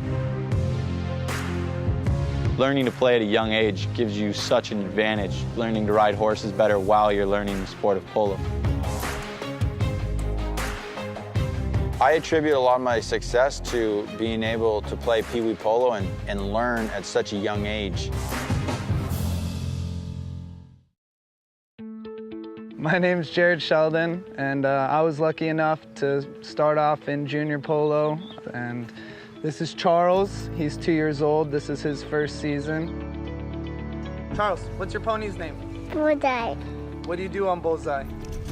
Play polo. When you watch the kids, they score a goal. They not even score a goal, hit the ball. They just love being out there together, love the horses, and just love all of it.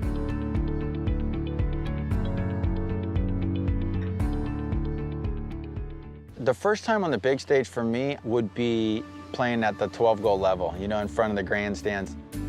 I think getting all that exposure to the pros at a young age and playing consistently and playing with your friends definitely helped me get where I'm at today. In the beginning, you get really nervous because all these people around you, but when you're playing the game, you level out, you smooth, you get a calmer head, your adrenaline kicks in, you don't worry about a lot of things. I love being under one of those horses. I love the feeling that you get when you score a really nice goal.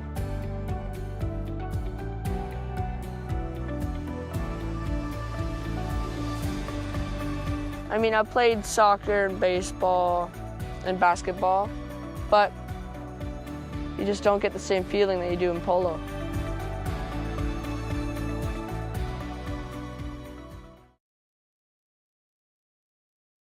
You definitely make the transition from wanting to be a pro and becoming a pro is when you start to get paid and get jobs and start being held accountable for how you play. I played pretty much every other sport, and when it came down to it, polo was always my first choice. It's a business as well as a game. It's something you don't find everywhere else.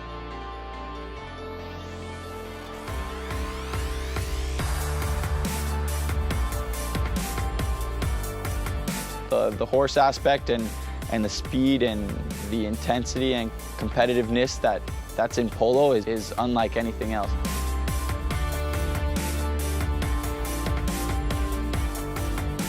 You see players like Jeff Paul and guys who are playing high goal polo now that started in these programs.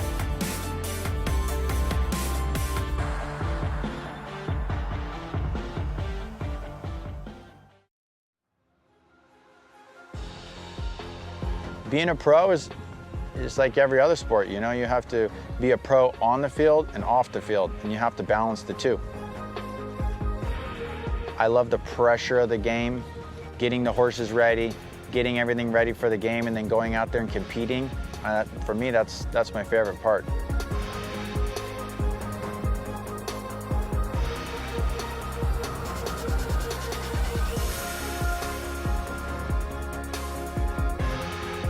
Every job becomes a grind after a while in some way or another, and you have to just take yourself back and remember like why you started playing this sport, how much you love it, and then it becomes easy again.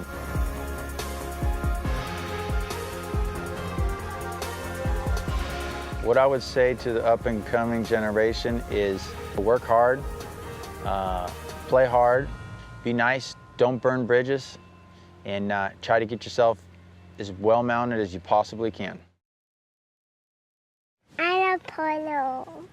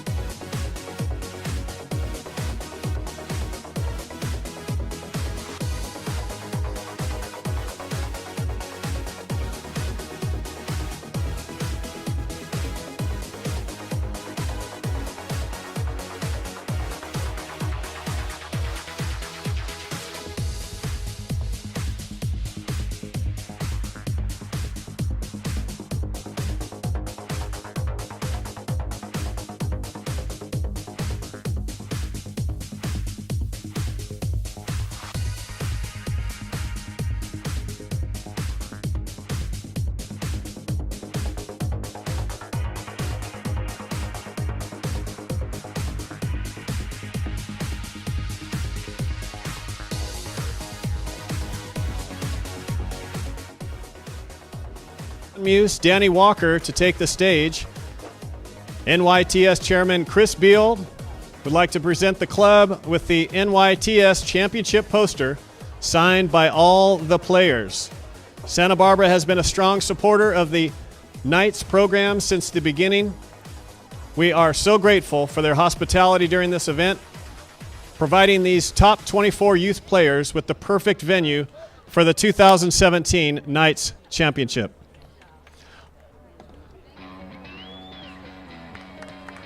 Big thank you to the Santa Barbara Polo Club. I don't know where Melania is. We had asked her to come up there too, but there she is. Melania, you're on the list too, so you got to get up there. I know you like this. So once again, big thank you to the Santa Barbara Polo and Racquet Club. These guys are awesome for allowing us to have this event here this year. The fields were amazing. Let's have one big final round of applause for the Santa Barbara Polo Club. Thanks, guys, for letting us be here this weekend.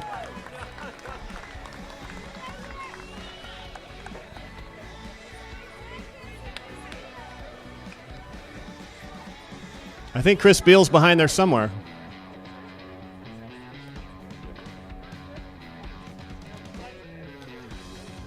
If you have your camera, great opportunity to get some photographs. You're welcome to come as close as you want. We're going to have all of our teams, players up there.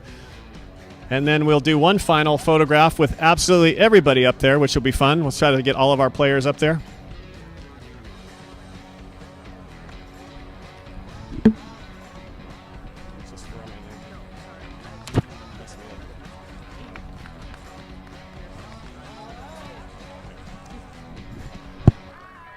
All right, if we could have our East-West Challenge teams. Amanda's getting you guys organized over here.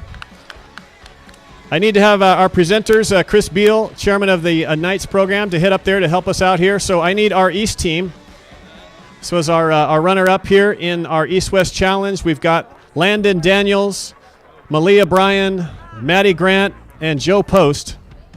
Actually, we've got our champs up there right now.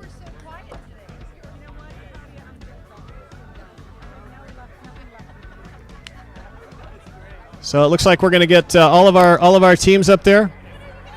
So obviously we've got our East team. They were our runner-up. And then also our winners. Our winners are in white. We've got Corey Williams, Athena Malin, Bane Bossum, and Grayson Price. Your champions in white. There's Bane Bossum. Had an amazing game today. I think he had like 6 or 7 goals. I'm not sure, but Dave was definitely the high scorer in the match. We've got Chris Beal up there. She is the chair of the Knights program. She's going to be helping us hand out the awards. Congratulations to the West, the champions of the East-West Challenge. That is once again Corey Williams, Athena Malin, Bane Bossum, and Grayson Price, your champions in the East-West Challenge.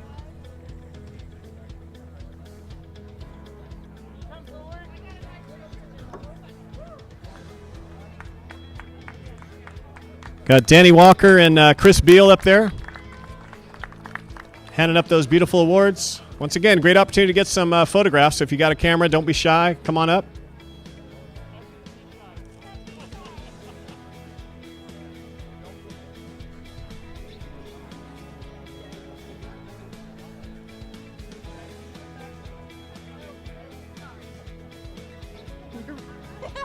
All right, last chance. Got lots of awards to give out here, so last chance. So let's have one final round of applause for our East-West Challenge players. They played their hearts out today. Once again, congratulations to the West, your winners. Looks like they're going to stay up there. And all right, so we are going to transition to the Best Plain Pony Award for the East versus West Challenge. And our Best Plain Pony in our East-West Challenge is a horse named Blanca, and it is owned by Corey Williams. So we'll do that award, and then we also have an MVP award that we'll do right after this. So I've got one more award to give out before we turn our riders loose and out of here. Let's have a big round of applause for Blanca. Very pretty chestnut mare.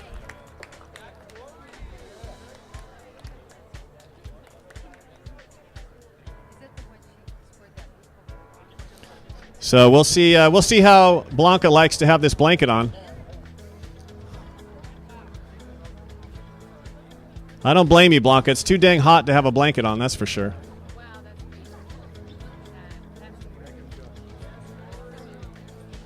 Horse is purchased by Megan Judge.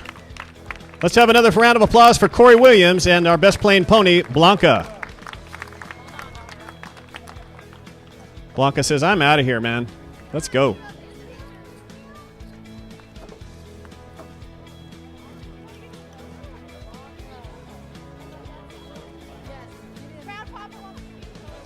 All right, Proud Papa's got to get in there. All right, Blanca, come on, you can stay. One more.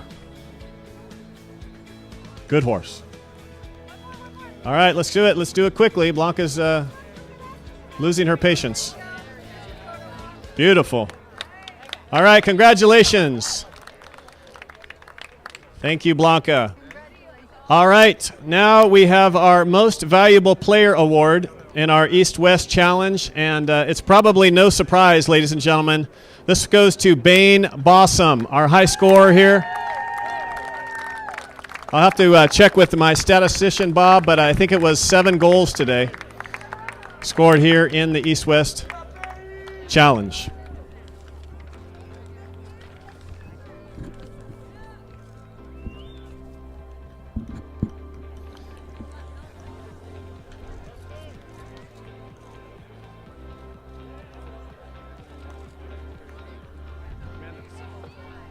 All right, let's have one final round of applause for Bane Bossum, our MVP.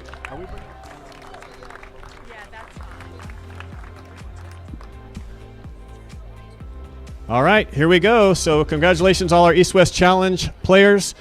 Now, we need Justin Daniels. He's missing. Justin Daniels, if you were here, we need you.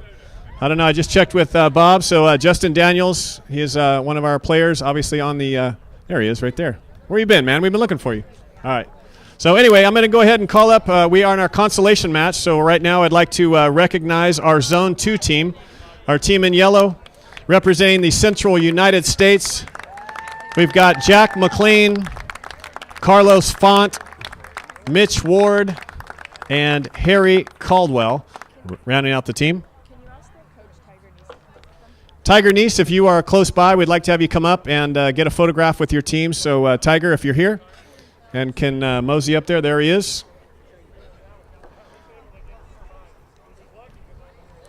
Once again, this is our Zone 2 team from the Central U.S. Getting their plates there. We got Chris Beal, Danny Walker, and their coach, Tiger Nice.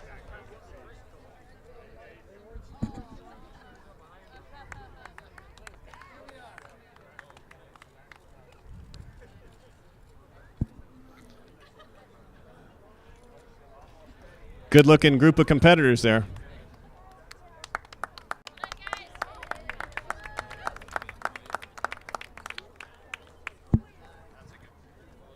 All right, guys, congratulations.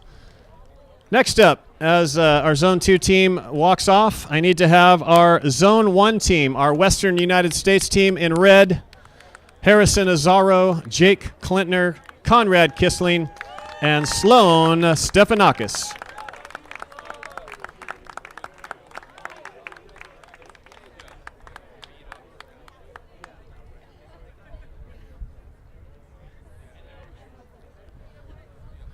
These guys were a lot of fun to watch this weekend. I tell you what, they got some great polo players on that team. A couple bad luck breaks, did not make it to the final, but they played their hearts out. Really fun to watch this team play.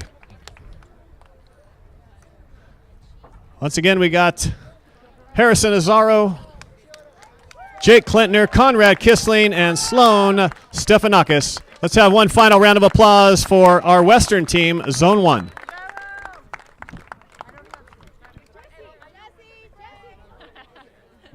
If we could have Coach Jesse Bray jump up there with your team for a photograph.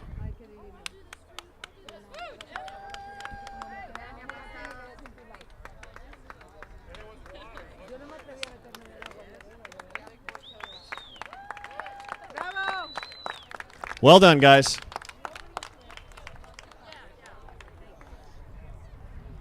All right, next up we are going to present some awards to our finalists. So I'm going to ask Charles Smith to head up and to the award area for giving out some awards. I want to let everybody know that Charles and Marcia Smith donated a beautiful trophy in memory of Charles' father, Cecil Smith. Cecil held a 10-goal handicap from 1938 to 1962, the longest any American has carried that rating. Cecil first became involved with polo in 1924 when he began training horses to stick and ball using an old broom handle mallet to hit rocks and tin cans. So not long before, he was playing competitive polo and even was named to the U.S. team in 1930. So we've got Charles Smith up there. A little bit of history on his father and the award. So our first team up there is our runners-up, our Zone 4 team from the Eastern United States. We've got Brennan Wells, Liam Lott, Tenzin Tognini, and Will Green. Your runners-up here in our final NYTS championship match. These guys fought very hard, came back to win in their semifinal match in the last chukker to make it here to the finals, and they fought hard here all day long. If we could have Coach Nick Snow. Nick Snow, there he is. Jump up there with your team.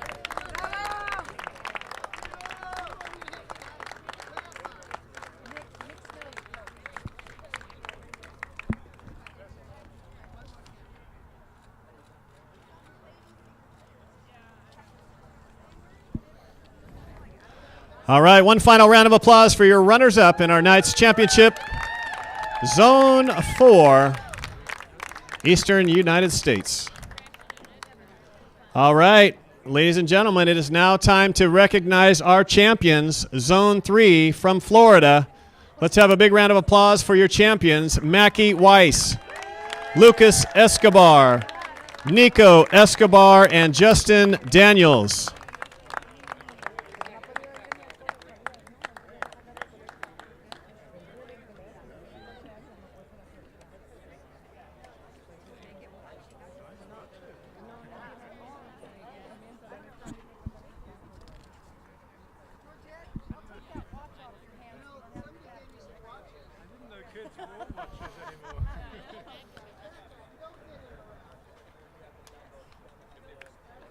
Hey, we got some nice, I don't know, I think those are watches, Danny. You giving away some watches there? That's nice. Got some nice plates to add to the trophy stand, but obviously they got a couple nice watches there too. So some very nice awards here for our champions from Zone 3. Zone 3 representing Florida. All 4 of these players from Wellington, Florida. One final round of applause for your champions, folks. Mackie Weiss, Lucas Escobar, Nico Escobar, and Justin Daniels. And Coach, I forgot about Coach. How about a big round of applause for Tom Goodspeed? He's been coaching these guys up all weekend. Great to see Tom out here. And he is obviously giving him some good feedback out there. Congratulations.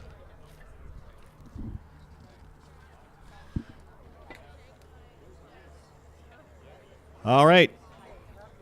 Now it is time for us to transition to some special awards. These special awards are representative of players' participation throughout the entire tournament.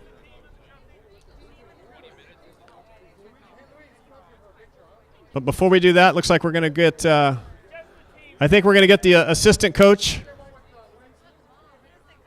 Assistant coach, Luis Escobar. Honorable mention.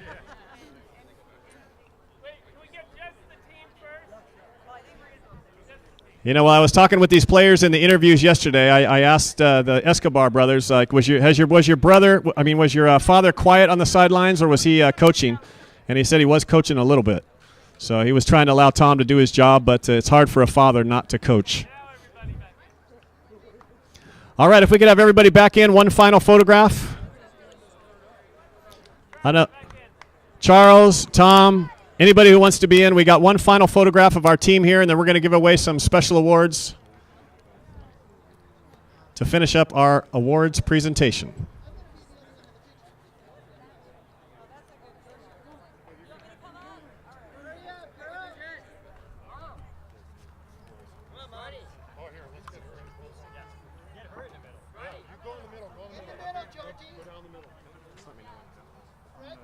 UAW or wait? We still got it after everything's over, right? Yeah. After the. Am I good?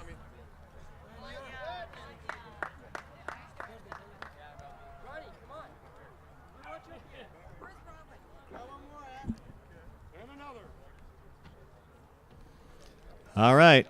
Last chance. Anybody want to get in a photograph with our champions?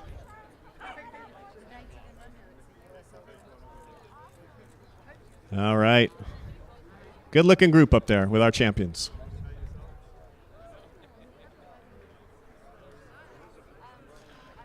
All right. Thanks, guys. You guys can come down. We do have a few more awards to give out. These next awards are representative of the players' participation throughout the entire tournament. These awards embody the values used to select all-stars at qualifying events, which include horsemanship, sportsmanship, playing ability, and team play, in addition to the traditional Best Playing Pony Award. You ready? All right, we are going to start off with our Best Playing Pony, going to be presented by Marcia Smith, if Marcia is around. Are we, Marcia Smith, are you here to give this award?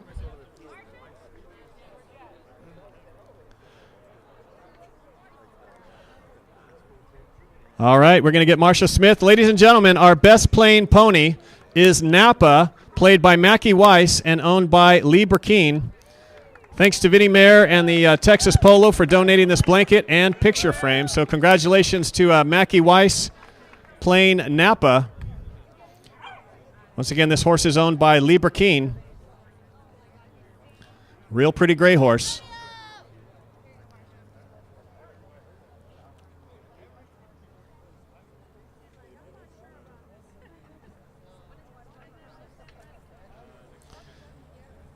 It's okay, Napa. We're friendly. All right. Pretty red blanket on that gray horse. Looks pretty darn good to me. All right, photograph time here. That is beautiful right there. You got to get a photograph of this. Congratulations, Mackie. Played a great tournament. Obviously getting the most out of every horse that you are on. So our Best Playing Pony, Napa. All right, one final round of applause for Napa and Mackie Weiss. Best Playing Pony. All right, our next award. This is for horsemanship, and this is going to be presented by Chris Bowman. This year's Horsemanship Award goes to Liam Lott for their outstanding and consistent demonstration of horsemanship on and off the field. The Horsemanship Award recipient is receiving a beautiful bridle from Texas Polo. You guys can move over to the middle there. There you go, and move a little forward so we can get a good photograph. I don't know if you guys remember from the final match, but Liam went over the handlebars and dismounted pretty athletically. So there was definitely some horsemanship going on there. So Liam, congratulations on winning this great award.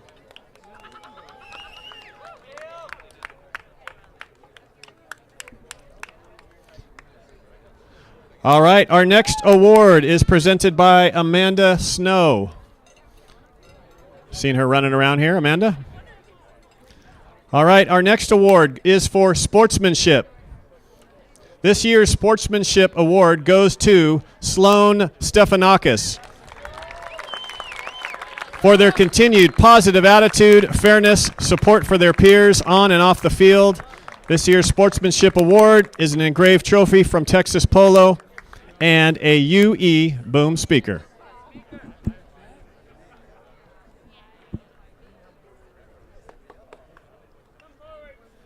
You guys can move forward a little bit so we can get a photograph. Congratulations, Sloan. You played an awesome tournament, both on and off the field. So, chance to get to know Sloan a little bit. This is a good guy, man. All right, Sloan, congratulations on that Sportsmanship Award. All right, now we're to one of the big awards, and I need Melinda and Sydney Cohen.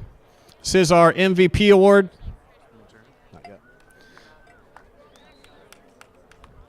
We need Melinda and Sydney Cohen. This is Matthew Cohen was an avid Knights player and was a three-time All-Star recipient who played from Florida to Massachusetts. His exceptional demeanor on and off the field was well known in the polo community. He was an inspiration to us all, and he's never let his illness interfere with his dreams of playing polo. Matt was loved dearly by his friends and his peers, many of whom played here today. The Knights Committee would like to honor Matthew's life and accomplishments in youth polo by naming this prestigious award after him. We are honored to have his mother, Melinda, and sister here with us today to present this award. Ladies and gentlemen, our Matthew Cohen MVP award goes to Lucas Escobar.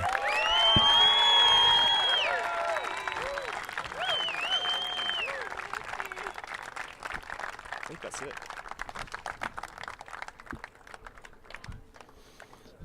Awesome tournament, Lucas. Big part of why that team was victorious today. So great watching you play this weekend.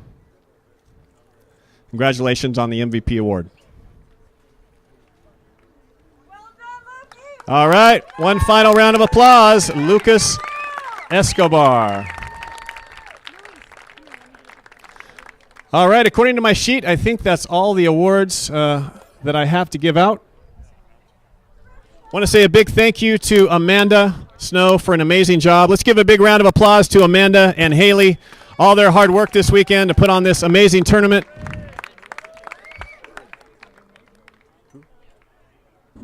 Also want to give a big thanks to Kylie and Emily. There's been a lot of hours to put this event together. Big thanks also to the Santa Barbara Polo and Racquet Club for their hospitality this weekend. This is one of the most beautiful polo clubs in the country. I think if anybody's played polo and traveled the country, they would agree. A little bit warm this weekend, but we got through it, and we saw some great polo here in our Knights Championships. Amanda, do we want to get all the players here? All right, if I could have all the teams, all players, please come to the trophy stand. We're going to try to get one group shot. So if you're still here with your camera, this will be a nice opportunity to get a shot of all the players. So I think we need all players, East-West Challenge players, everybody to the trophy stand. To the front, please, for one final photograph.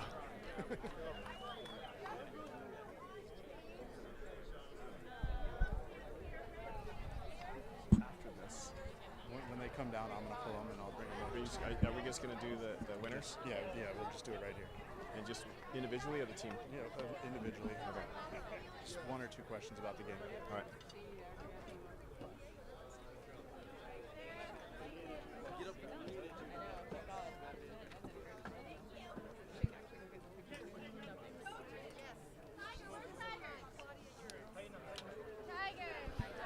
All right, I think we want to get the coaches here too. So if we could have all the coaches. Need to have all of our coaches. We need Jesse. Jesse, if you're still here, I don't see you up there, so we need to get Jesse, Tiger, all of our 2017 Knights coaches. Played an integral part in coaching these teams up all weekend. They had meetings throughout the weekend. Want to get all of our Knights staff. We got Amanda with her staff there. These girls worked extremely hard this weekend to put on this event. Man, that's an awesome photo right there. That is a keeper.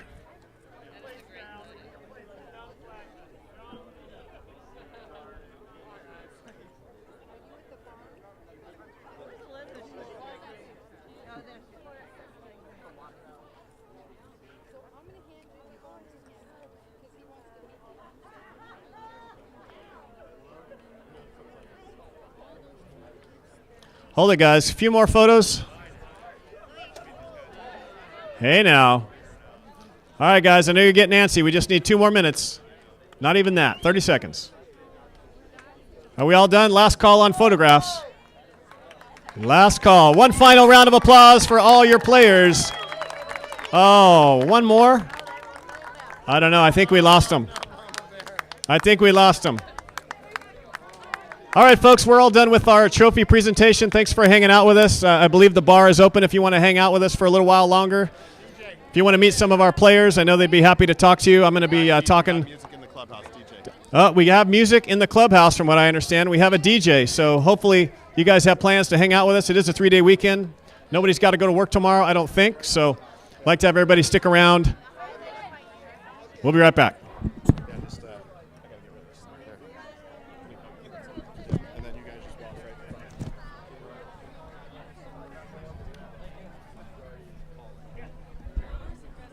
All right, welcome to the USPA Polo Network. My name is Scott Lean. It's a wrap. Lucas, NYTS 2017 tournament is over, and congratulations on winning the MVP award. Thank you. Great first year, huh? Yeah. So tell me, tell me a little bit about the match. I mean, I know it was warm out there. We had some rain right before the match, and I'll tell you what, that green team came out firing, and then you guys came back, but then there was just no looking back, man. You guys were on fire. We started the game pretty good. I mean, it was 2-2 at the end of the first chukker, and we knew we had to just start going and not look back, and so that's what we did, and we ended up with the win. Yep, awesome. So how'd the horses do today? I know it was hot. Did they perform to your expectations? All the horses were amazing. I'm very blessed to have all of our horses here that we got to keep from the 6 single, and they went very well. Yep. So I bet your dad's anxious to throw them in the trailer and head back to Florida, right? Oh yeah, turn them out for a few weeks. Yeah, they deserve it. So. Yeah. Anyway, hey, Lucas, thanks again for joining us, and congratulations on your Most Valuable Player award. All right. All right, we're still live here. I'm just waiting for a couple more of our winners. They're doing some photographs. So, Nico, can you come on over here and talk to me real quick? All right, got Nico Escobar here. He's the number 3, the quarterback for the team here all weekend. So, obviously, we talked yesterday during the interviews, Nico. I mean, you won the Pacific Coast Open with a great team last weekend, and now here you're winning the NYTS tournament with some good friends. Just, I mean, this is 2 times back-to-back on the trophy stand. So, how's it feel? It's a great feeling, and it's even better that I get to play and win with my brother. How many tournaments have you guys won together? Is this one of the first, or have you had many? We won the Avendano together. It's another kids tournament in Florida. We won multiple tournaments, but this is probably one of the biggest ones, the biggest one together. Awesome. So I know your horses have been going for a while now, so I'm sure they're looking forward to a break. How'd they perform for you today? Amazing. Every single horse was amazing. I rate all my horses were 10s, all of them. Well, you played amazing. Congratulations on the win, man. I'm happy for you guys. And you going to go for a 3-peat next year? Yeah, why not? Why not? Why not? Why not? All right. Nico, thanks for your time. Appreciate it. Congratulations. All right, we're still going on here. We're trying to get all of our team. If we get Justin Daniels in here, he's the number 4, playing that number 4 position. Justin, congrats, man. Thank you. How much fun was that? It was a lot of fun. Yeah, it was a great experience. Yeah. So tell me, team kind of started off just a little bit slow. I mean, the green team, they came on I thought we were going to have a game there, but you guys, I don't know if you had a team meeting or what, but man, you guys just poured it on and just did not let off the throttle. Well, we did a lot of team meetings before the game, and when the moment came and we saw we were a little bit slacky or a little bit, without starting the engine right away, we just started the engine and we started to play better, and we talked to each other. It always takes a little bit of screaming to make everyone wake up and focus. Yeah.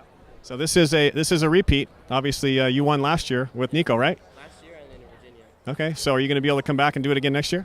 No, I'm already, I exceeded my... So you've exceeded the age limit, so yes. This is going to be it for you. So Anyway, hey, congratulations. Obviously, that's 2 back-to-back, so outstanding accomplishments. So any comments on the horses? How'd they play for you today? Fabulous. The horses were a pleasure. Santi Wolf has great horses, and it was a lot of fun to play. It's a lot of fun. Well, thanks for joining us today. Appreciate it. And once again, Justin Daniels, congratulations on winning. All right, I got my big man here. We got Mackie Weiss. This guy's got the best hair of any polo player I have ever seen. So, Mackie, you played a great match. So, congratulations on the win. So, tell me about the victory today. How'd it feel out there? How'd your horses play? No, the horses went well. We played well as a team. We listened to each other. We respected each other, and we passed each other the ball. And after that, it just paid off. Well, it looks like you guys have a lot of fun out there. I know you guys are all friends back home, and to be able to have you guys played many tournaments together like that? Yeah, we have. Yeah, me, Lukey, Nico, and Justin have played a lot of tournaments, kids tournaments, logo, and just we know each other. So it was kind of. Well, I noticed on the polo field out there, when somebody's ripping off a back shot, nobody's calling for it because you know exactly where it's going. So you just you guys read each other's minds, right? Yeah, pretty much.